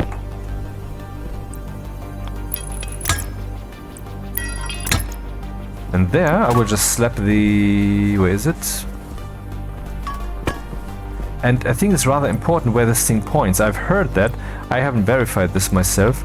And the same goes for the radiators that you could slap on pipes. So yeah, that matters. It's best to just go by what you can see. This thing was half in the ground, so maybe it wasn't actually pumping efficiently. Anyway, now we have this. What will this do? It will only excrete liquids. What could possibly be liquid in there? Only the pollutant. Oh, right. There's a little thing I forgot. This. This of course doesn't do anything right now, because the pressure is not yet there. Now we get liquid, now we get stress, but the stress doesn't increase. What does increase though is the planet's pollutant. But I'm a human, that's normal. We pollute shit. So we are not saying that's good. Hello? So we're getting rid of the pollutant in the room's air in this elegant fashion, but 200 watts are constantly being expended. However, we do not need to replace filters, and that's a nice thing. Never. It's just power that we need. Constantly pumping that in here, making it as liquid as we can reasonably make it. The target pressure was 45 megapascals, we had 46.6. That's because while this guy has power to do what it's supposed to do, this guy also has power to counteract it, and they're kind of meeting in the middle. So, is the pollutant decreasing? Hard to say, there's basically none. But okay, now we have this. Let's continue. What is the plant doing? Still at stage 2? I spit on you. What is the efficiency? It's 25%. Oh man. This thing should be hanging from a clock. We have a clock over there, which is already fine for the purposes. I wonder if I should lay a line from there, but that is not a nice thing to do. Can we use a logic transmitter to get that kind of information over here into this room without connecting the cable networks and having to lay 1,000 cables?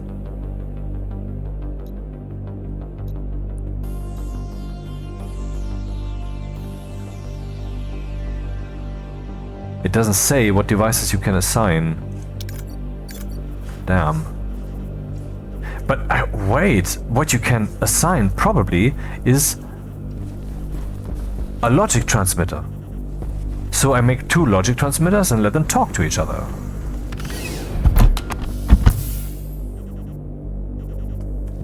Let's see if that works. Which will, of course, once again spend 100 watts. And, I mean, we're doing okay. What I was trying to do here, I put that up between videos, is Space music for the new age. for the new age. Aha. So the old age is rotten, so when you put that on the spoon, well, here I'm comparing the current value with the previous value, and what we're seeing here is the difference. That is how simple this is. If it's below 0, then this means that we are currently having a battery discharge situation. The further down it is, the stronger this discharge is. And this spiky thing is something I artificially introduced. It makes sure that for 2 game ticks the value will be high, and then for 2 game ticks it will be low. 2 game ticks because I wanted to make sure that this guy had time to pick up on that value that would be in the RAM chip up there, that no race condition would rip that out from this. So that's what really happened. And tests have shown that this is probably meaningful, because here originally where I'm showing the wind in the same kind of fashion, because I'm a fascist, no I'm not, sometimes it didn't work. And so I had to increase the frequency of this happening, but this would then still not necessarily be reliable, and it would be fugly. I mean, this is 30 seconds, why not use all the 30 seconds before I have the next spike, you know? And here we go. And the purpose is, see, if the minimum value that the chart is currently showing would be 0, or would be 10, or would be 17, then the 0 line would be down here. And if the maximum value that it would be showing in this curve would be 17, then up here we would have 17. So when it then falls, then we would constantly have some kind of curve which is constantly touching the top here. It wouldn't really give us a sense of scale. But now I'm giving it's some kind of base automatic scale by this fake ping here, by this fake thing. And so we can use it kind of meaningfully. And here I want to do not the current value with the previous value, but well, not the current value with the 2nd or 3rd or 17th to current value, because that still doesn't tell us much, but maybe an accumulation. But that's not so easy, because this guy will still just scroll to the left at the same pace, and I don't know yet how to do that. So maybe it can't be done, or whatever. What did I want to do? Logic transmitter. 2. And one needs to be here, but I will not put it up right now. And the other one needs to be over yonder. Because we already have one here, which transmits to our tablet.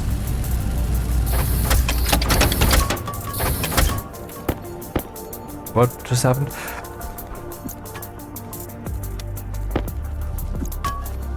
Funny sound.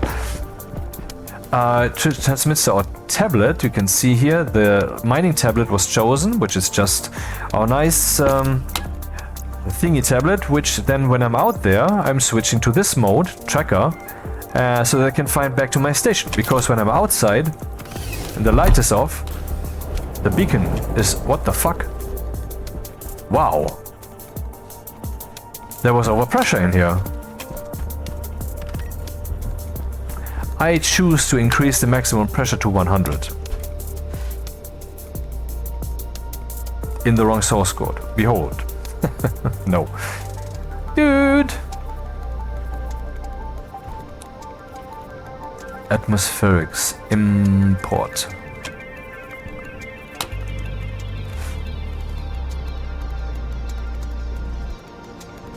Yeah, what's currently happening is that they're kind of creating the textures, I believe. Like, this is one texture, that is a texture, that is a texture, that is a texture, because, I mean, this is basically a game engine, and that we have a source code in here, a source code editor in here is kind of a miracle that they pulled off there. They tricked and hacked and tricked, and this is what we get. But this means that when it needs to change the entire source code content, that it will take some while to render all those textures. So, where is the pressure level that I set there? Overpressure protection. 100. That is already at 100. Huh. Well, then never mind. Huh?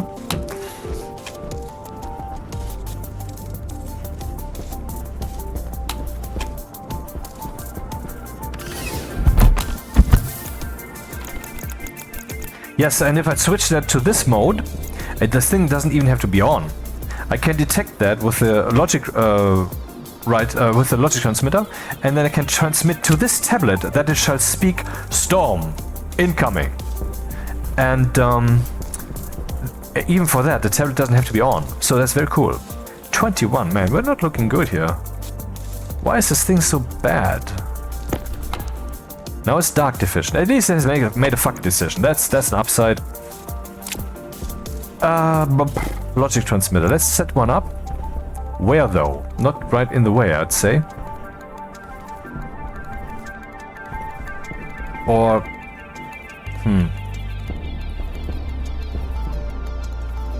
Here? Where the secret source chip is and the secret source housing? Oh, a potato. Oh, thirst.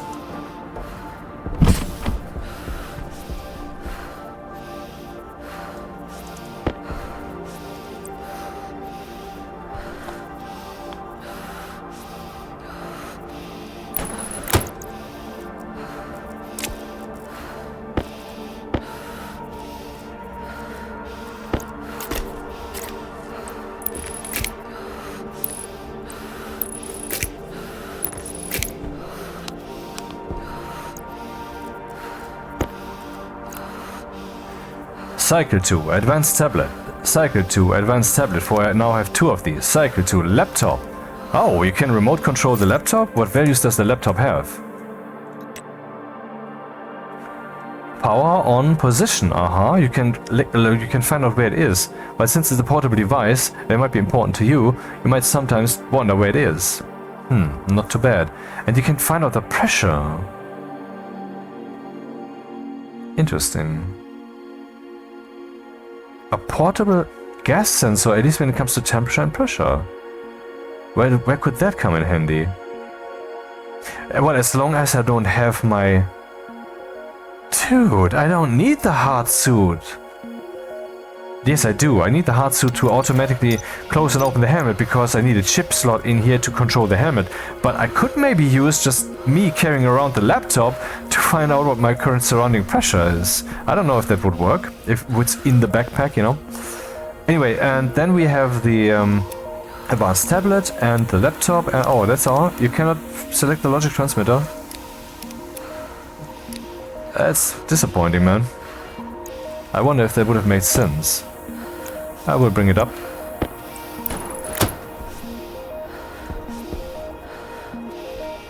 I mean, it's a transmitter. That's the very idea.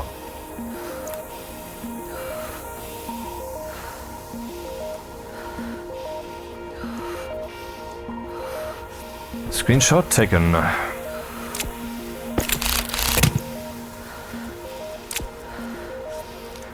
Well, then this doesn't fly. And so it flies out the window. What is this? It's already 10. God damn it, I fucking hate work. So late already, 10 p.m. I don't have to stop now, but I have to stop soon, that's what I'm saying.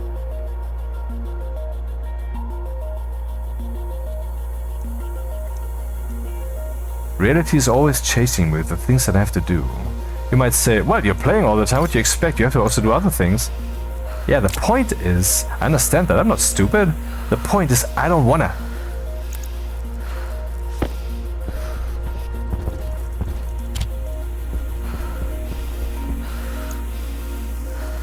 Oh, right.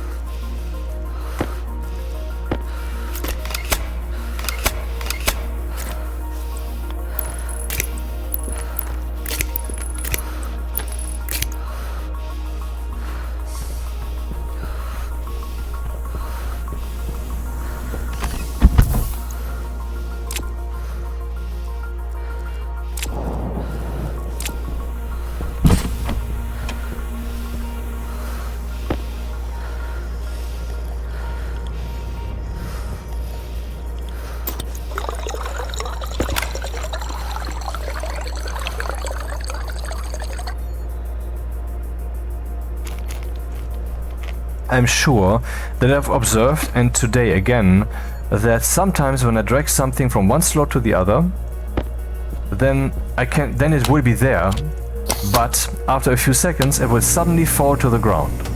I'm sure I have observed that, and oh, that was the last one. I thought we had more. Maybe we should actually make more.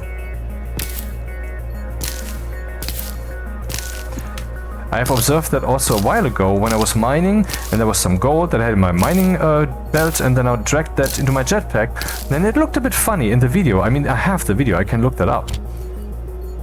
Because it was one of those that I gracefully uploaded to your delight.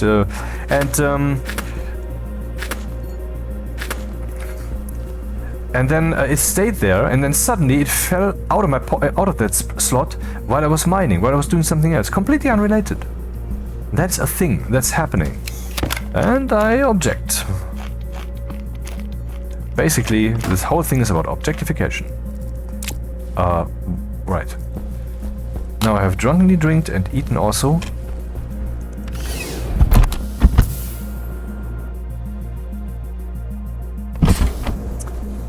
Yeah, how full is this thing, by the way?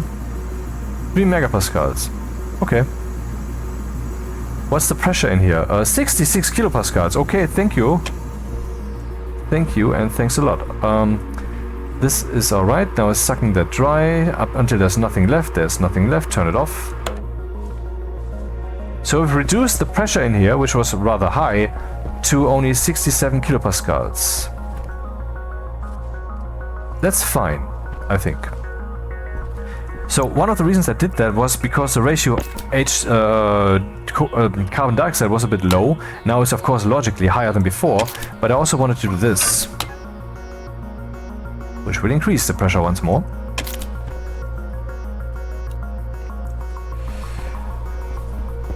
Okay, we have done this thing. This can go away.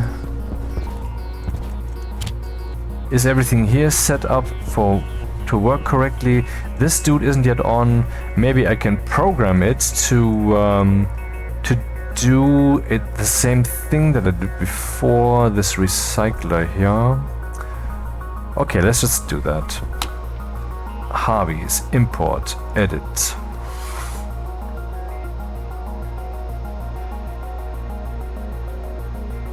Hello.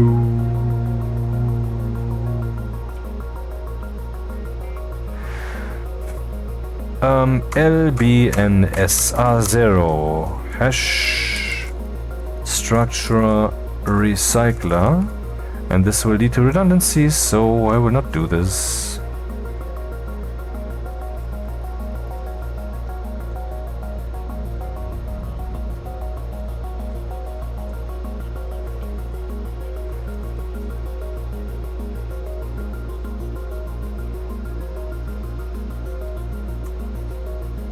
So I'm loading from the shredder, but not named. I just want any and all shredders from slot 0 are occupied, and if so, then this thing shall be on. Only at that time. So, write batch to all shredders in this current cable network that it shall be on, depending on whether it has something in its input slot. Export. Well, and that was wrong because what I'm writing in there is not it's not R0 but R1. Yep.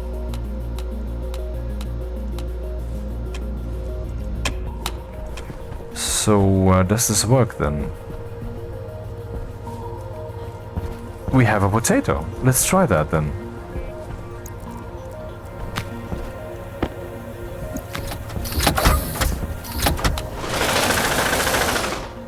Alrighty, it hasn't been spat out because the dude isn't yet full. We can see here biomass 1. Oh, that is already biomass? Okay, I have to investigate. Let's do this then.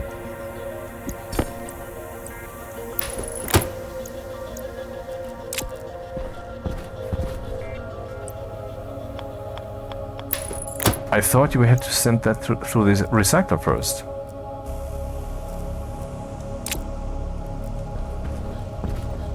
Okay, let's find out.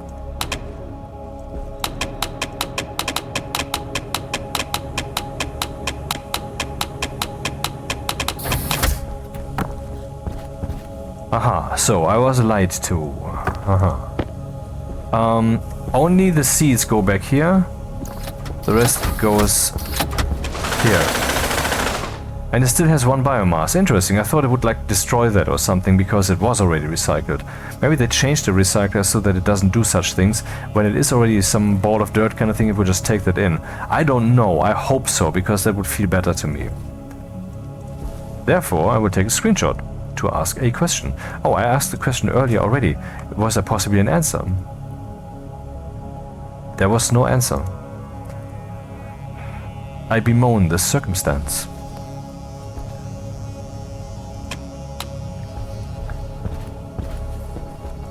How are we doing? Oh, the plant is recovering somewhat. Yes, the logic value of that nice clock over there that we have. Of course, I could put another clock here that is identical, copy the source code and done, particularly since that source code is isolated. It's isolated. It's in isolation. There's nothing in there but that. But isn't there a better way? Though, then again, the greenhouse should be independent.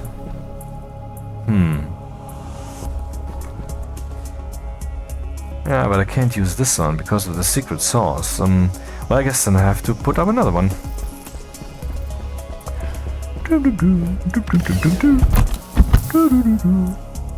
La la la. La la la.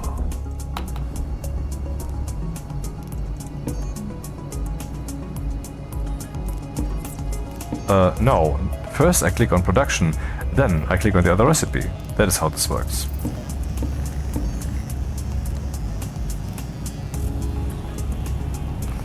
Might need some more gold. That is the electronics printer, which can always make use of gold. So let's stand in this position. See? Doop, doop, doop. Why is it not spitting out the rest? Was there no rest? What? I thought we had more gold here. Okay, this is hilarious then.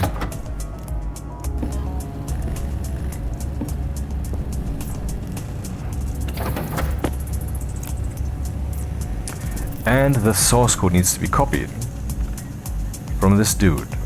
Plant clock.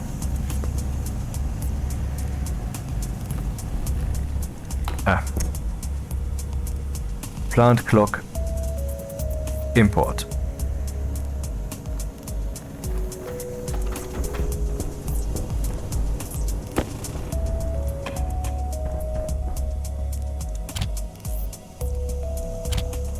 Interesting, where's the yellow thingy showing up? Green would mean that the stack is being read. Yellow would mean that the stack is being written to. The stack is not being written to or read from. What is this?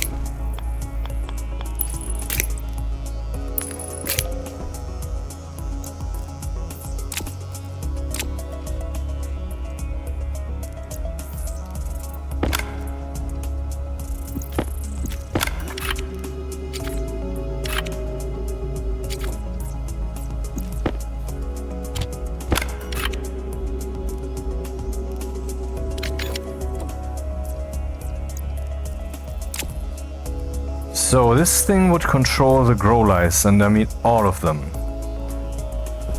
Let's make it do that. Oh, that's convenient.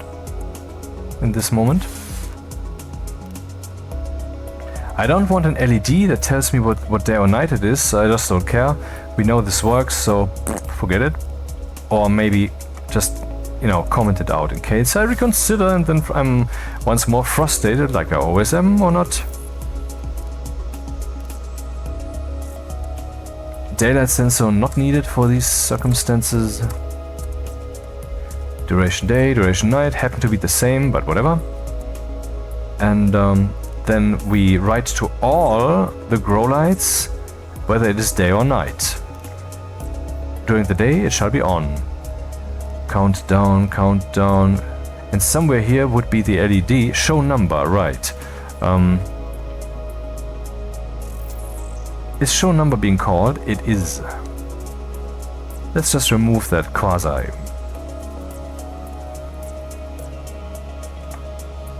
And now we should have a working plant clock. Of course it needs to be on. Does it start with night? What's the source code here? Day or night. 0 is day, else is night. Well, why is the thing not on then? Let's see if I can turn it on or off. I cannot. Interesting. How did it come to the idea that the current value of that register is 1, as in night? Was that because I flipped the chip with the other one in the same housing? Is it stored per housing or something? I don't understand. Secret source. What might that be? So, how are we doing? Still, well, millimoles. Was it as low before? Can't tell. I don't know. Impossible. By the way, maybe we should switch this dude off. Oh, crap, there's no pollutant in there. I didn't think of that. Crap! And now the pollutant is gone? I guess the game will go and say, okay, this value is so low, let's let that vanish into nothing because of rounding errors and floating point issues. Let's just pretend it's not there. Else we will have the opposite effect sometimes, maybe, that something comes into existence that's actually not there. I don't know if that's what they're doing. I'm just guessing. Yeah, that's not longer the mixture that I wanted to be in there. Or did I? That's actually a fine mixture apart from all the oxygen. Anyway. So now we have 33% CO2, good. So, what things were we trying to do? I mean, there were about 10 things that were underway. Growing poorly, yes. Is though getting better, or isn't it?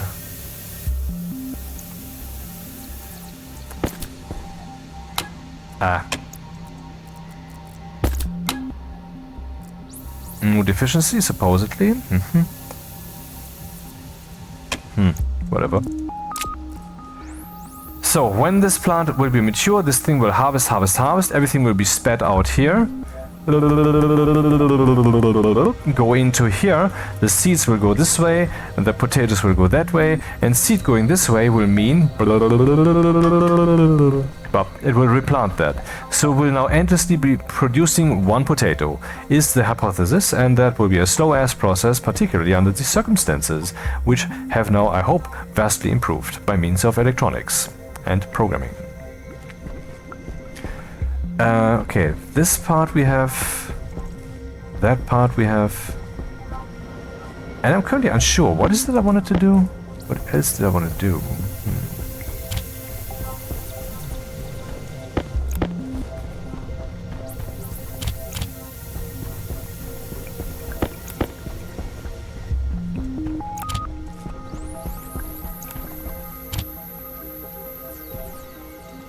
I could, of course, go and say, now that we have this one Harvie, let's see if this whole thing scales, you know? Add another Harvie. That would be the stupidest thing to do. How, by the way, do I even get more, what's the word, plants in here? I need more seeds, right? But this Harvie doesn't care what it plants. All I need to do is toss some potatoes in there. Probably not the one that is baked. That would be a baked idea. And then I would ultimately get more plants and then the same amount of seeds, and so the cycle would work. Let's set up a second Harvie and see if it would do the trick. And take some potatoes with. What do we need? We need a Harvie, we need to give it the thing a name, some shooting, some cabling, that's all, and the potatoes.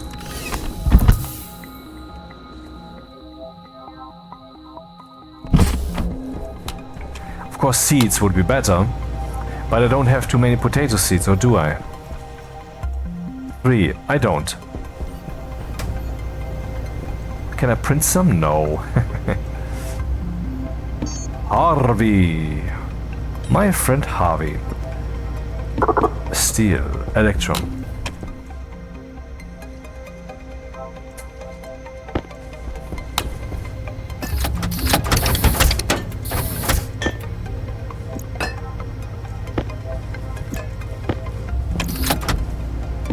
Ah, damn. Electrum. What? I don't have Electrum. Fuck. Do I really not have Electrum anywhere?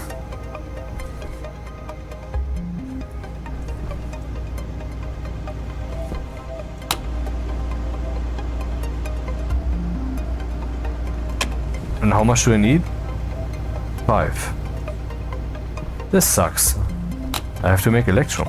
So maybe it's time for a mining run then. Oh, the light is just turning on, due to the clock here. Yes, I guess I have to do a mining run. Ah, well. The realities of a stationeer. Moderately well, okay. That's getting better.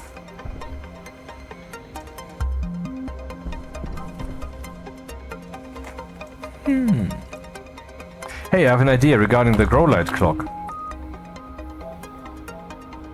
Here's the countdown. Let's just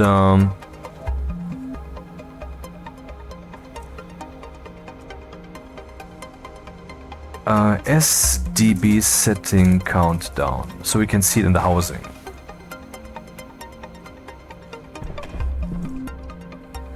Okay. This basically 220 seconds until the light will go on. And then it will hopefully find its rhythm with the plant, or rather vice versa.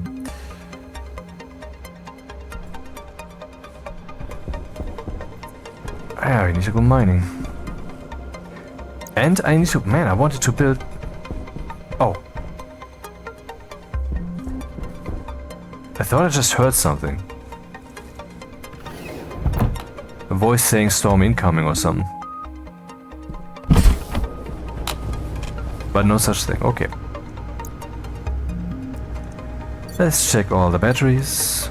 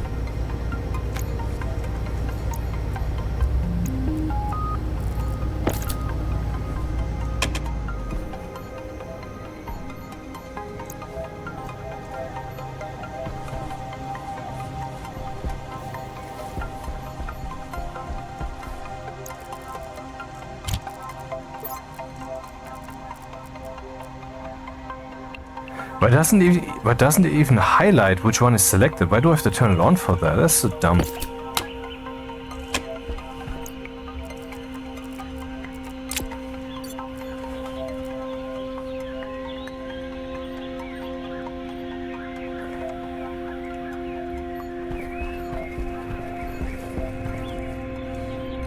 Well, do we have everything?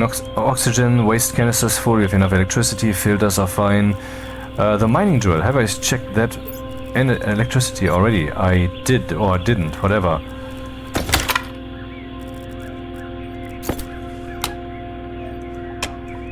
Let's go. Another mining excursion.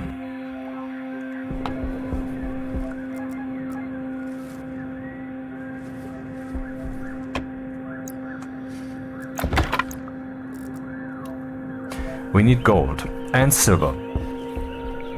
In other words, we will find everything but.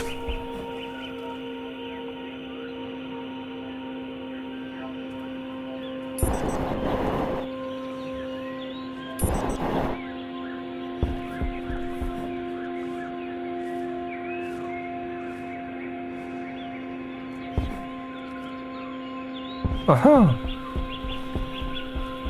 Fortuna is smiling upon me.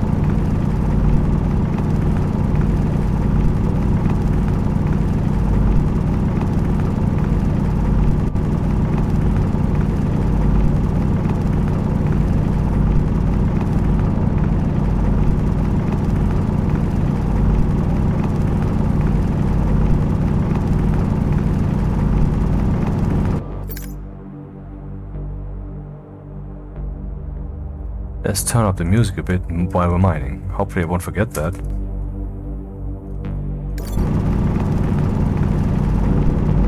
Let's turn it up even further.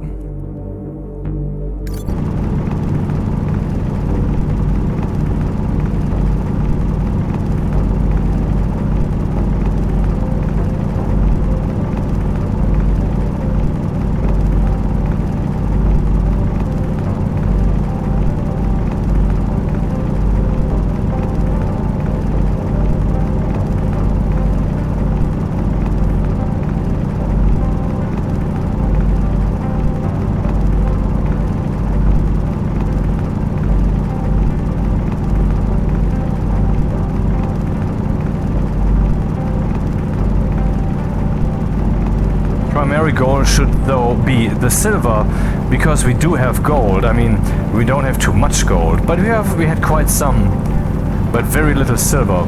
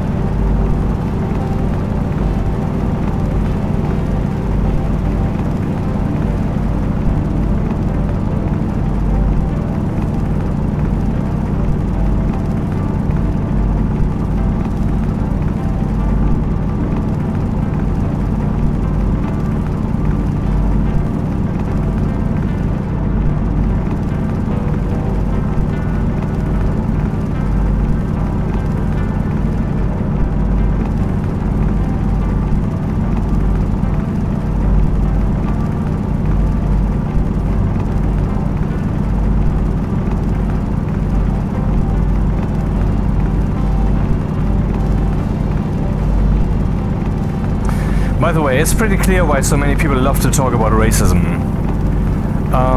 Because of the power. The power invoked. It is like thinking about the universe when it shakes all the information in your head somewhat. Racism is talking about very high level set. It's like when someone says in the office about, well, women are like that, what can you do, you know? Which is stupid, because ultimately we're all running on the same engine. So there's that. And so who is how? There might be some tendencies, but okay, let's return to topic. The topic being that if you refer to a very high level set, and I mean the highest beings that we are aware of ourselves are human beings. And if you're referring to 50% of all of these beings with one word, that is a powerful word. And if you're saying racism, then you're not even referring just to a large group of people, namely possibly the people who are racist, but probably the people who are the subject of that potential or hypothetical racism. And this then also refers to attention and to things that shouldn't happen, and to consequences that should happen. So that's a lot of things mentioned in one word. Also, the word racism is a call to action. That was at least the case when it hadn't been abused so much these days, that basically the victims of racism are now more the victims of racism than before. Because back then they could say that's racist. Today when they say that, everybody's like, yeah, sure, of course. Yeah, yeah, whatever, yeah, sure. Yeah, okay. It's racism, oh yeah. I mean, back then it was a call to action, it was an alarm call, racism. But today, it is masturbation. So thank you, people who abuse the word racist. That is what the racists say to you. They say thank you to you because you have blunted the weapon.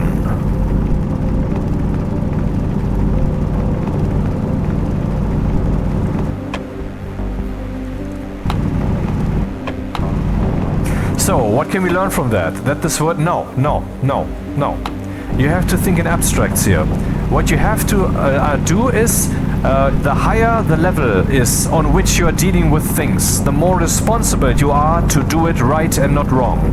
That is the lesson to be learned, and this is just an example of this, and it is true in any and all cases. There are no exceptions, none. And what I just said is one such high-level claim, and since what I just claimed is true, I acted responsibly.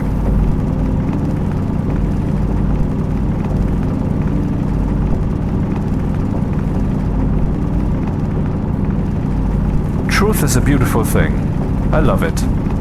And sometimes I believe it loves me too.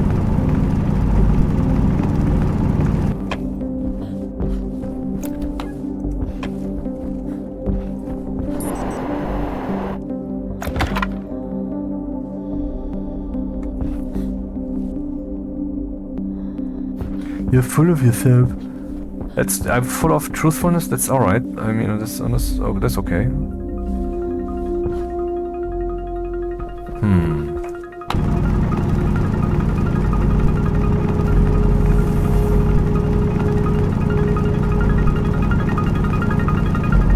I need silver.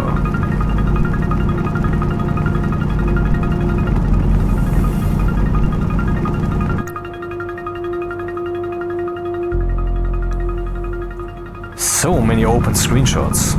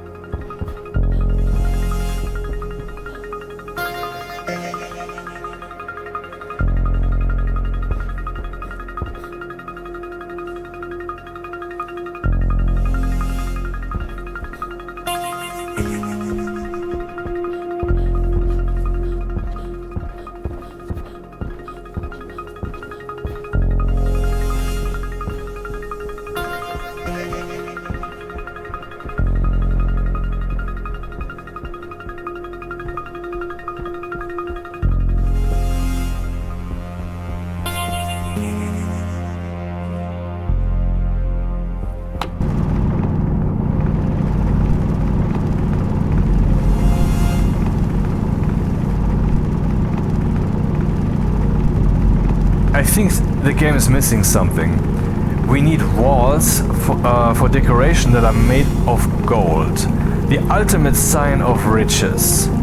I will take a screenshot. I hope I will decipher later what the fuck that's supposed to mean.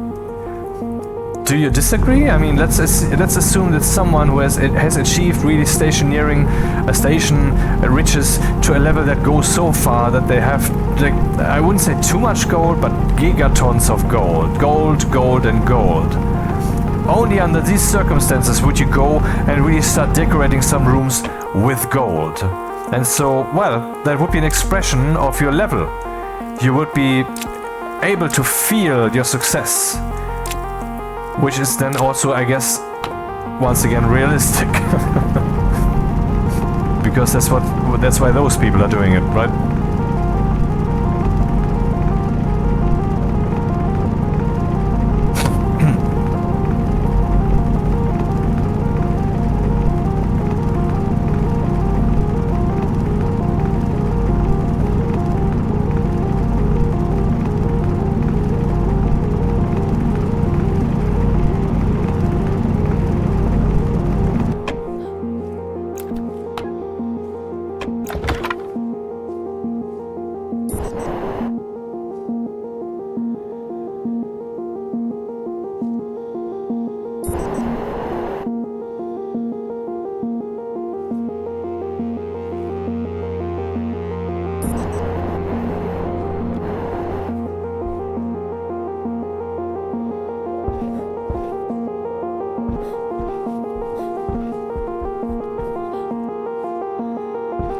Silver, where art thou?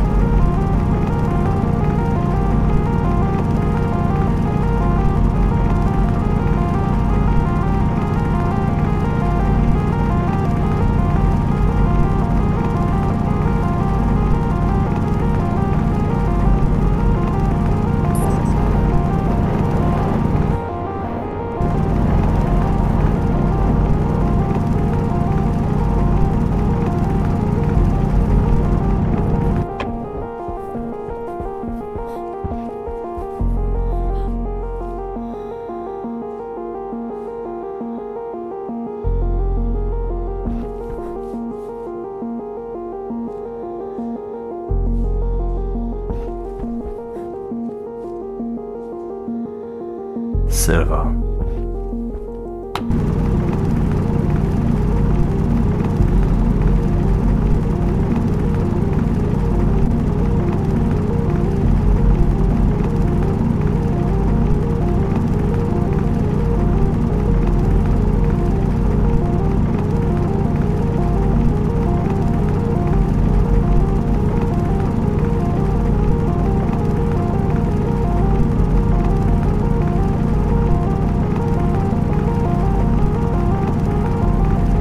Call it the Electrum Mountain.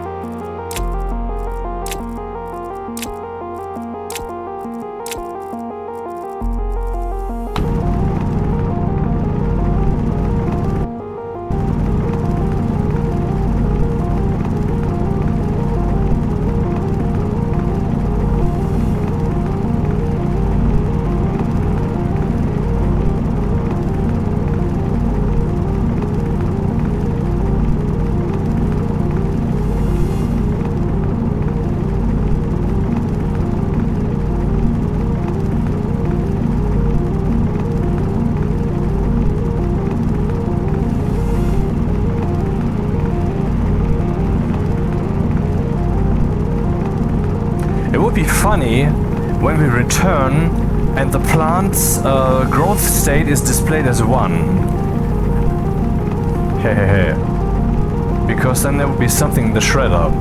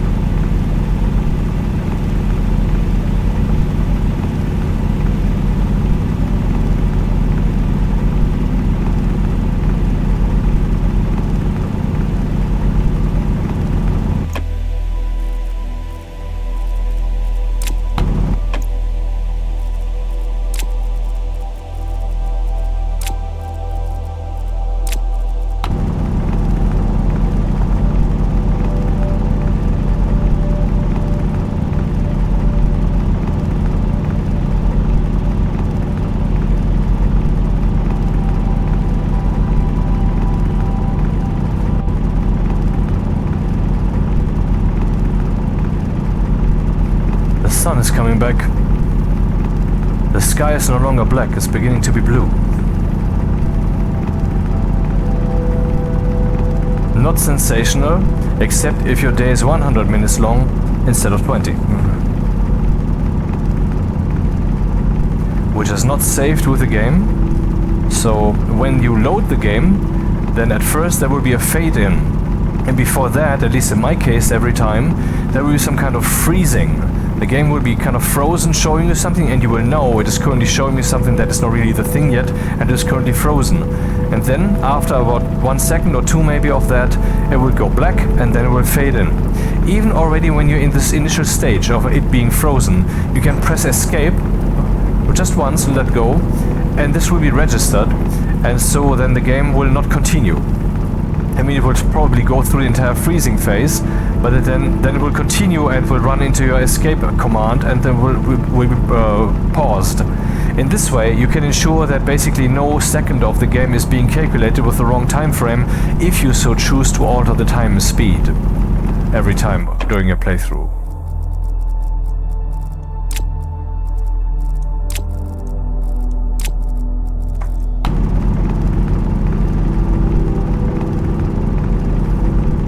More silver would be nice, though. How much do we have? 1, 2, 3. Well, that's nice, but no cigar. I mean, the advanced alloys use a lot of silver. That's why I haven't made them yet. More silver is still required, man.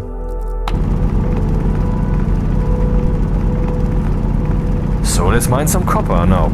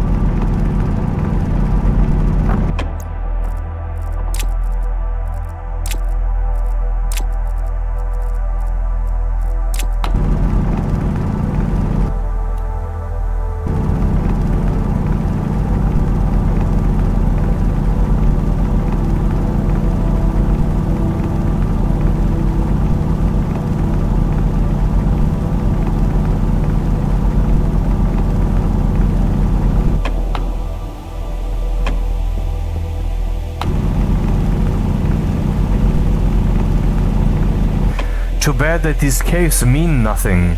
They're just interesting shapes, but every time it will just be some kind Storm of... incoming. Oh. Storm incoming.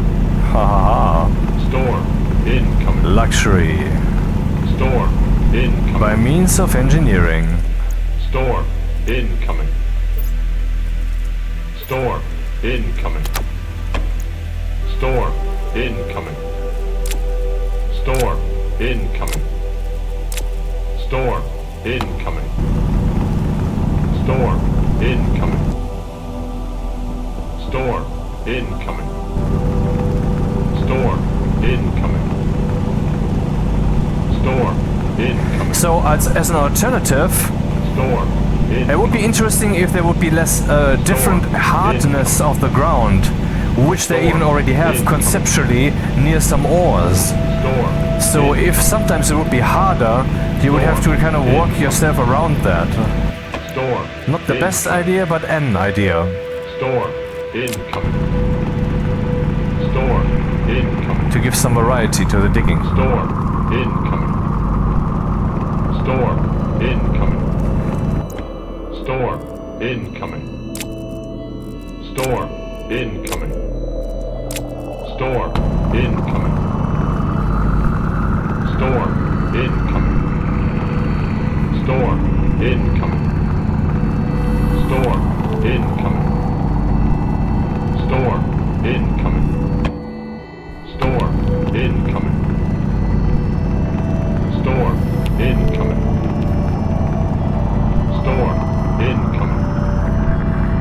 Storm incoming. Storm incoming. Storm incoming.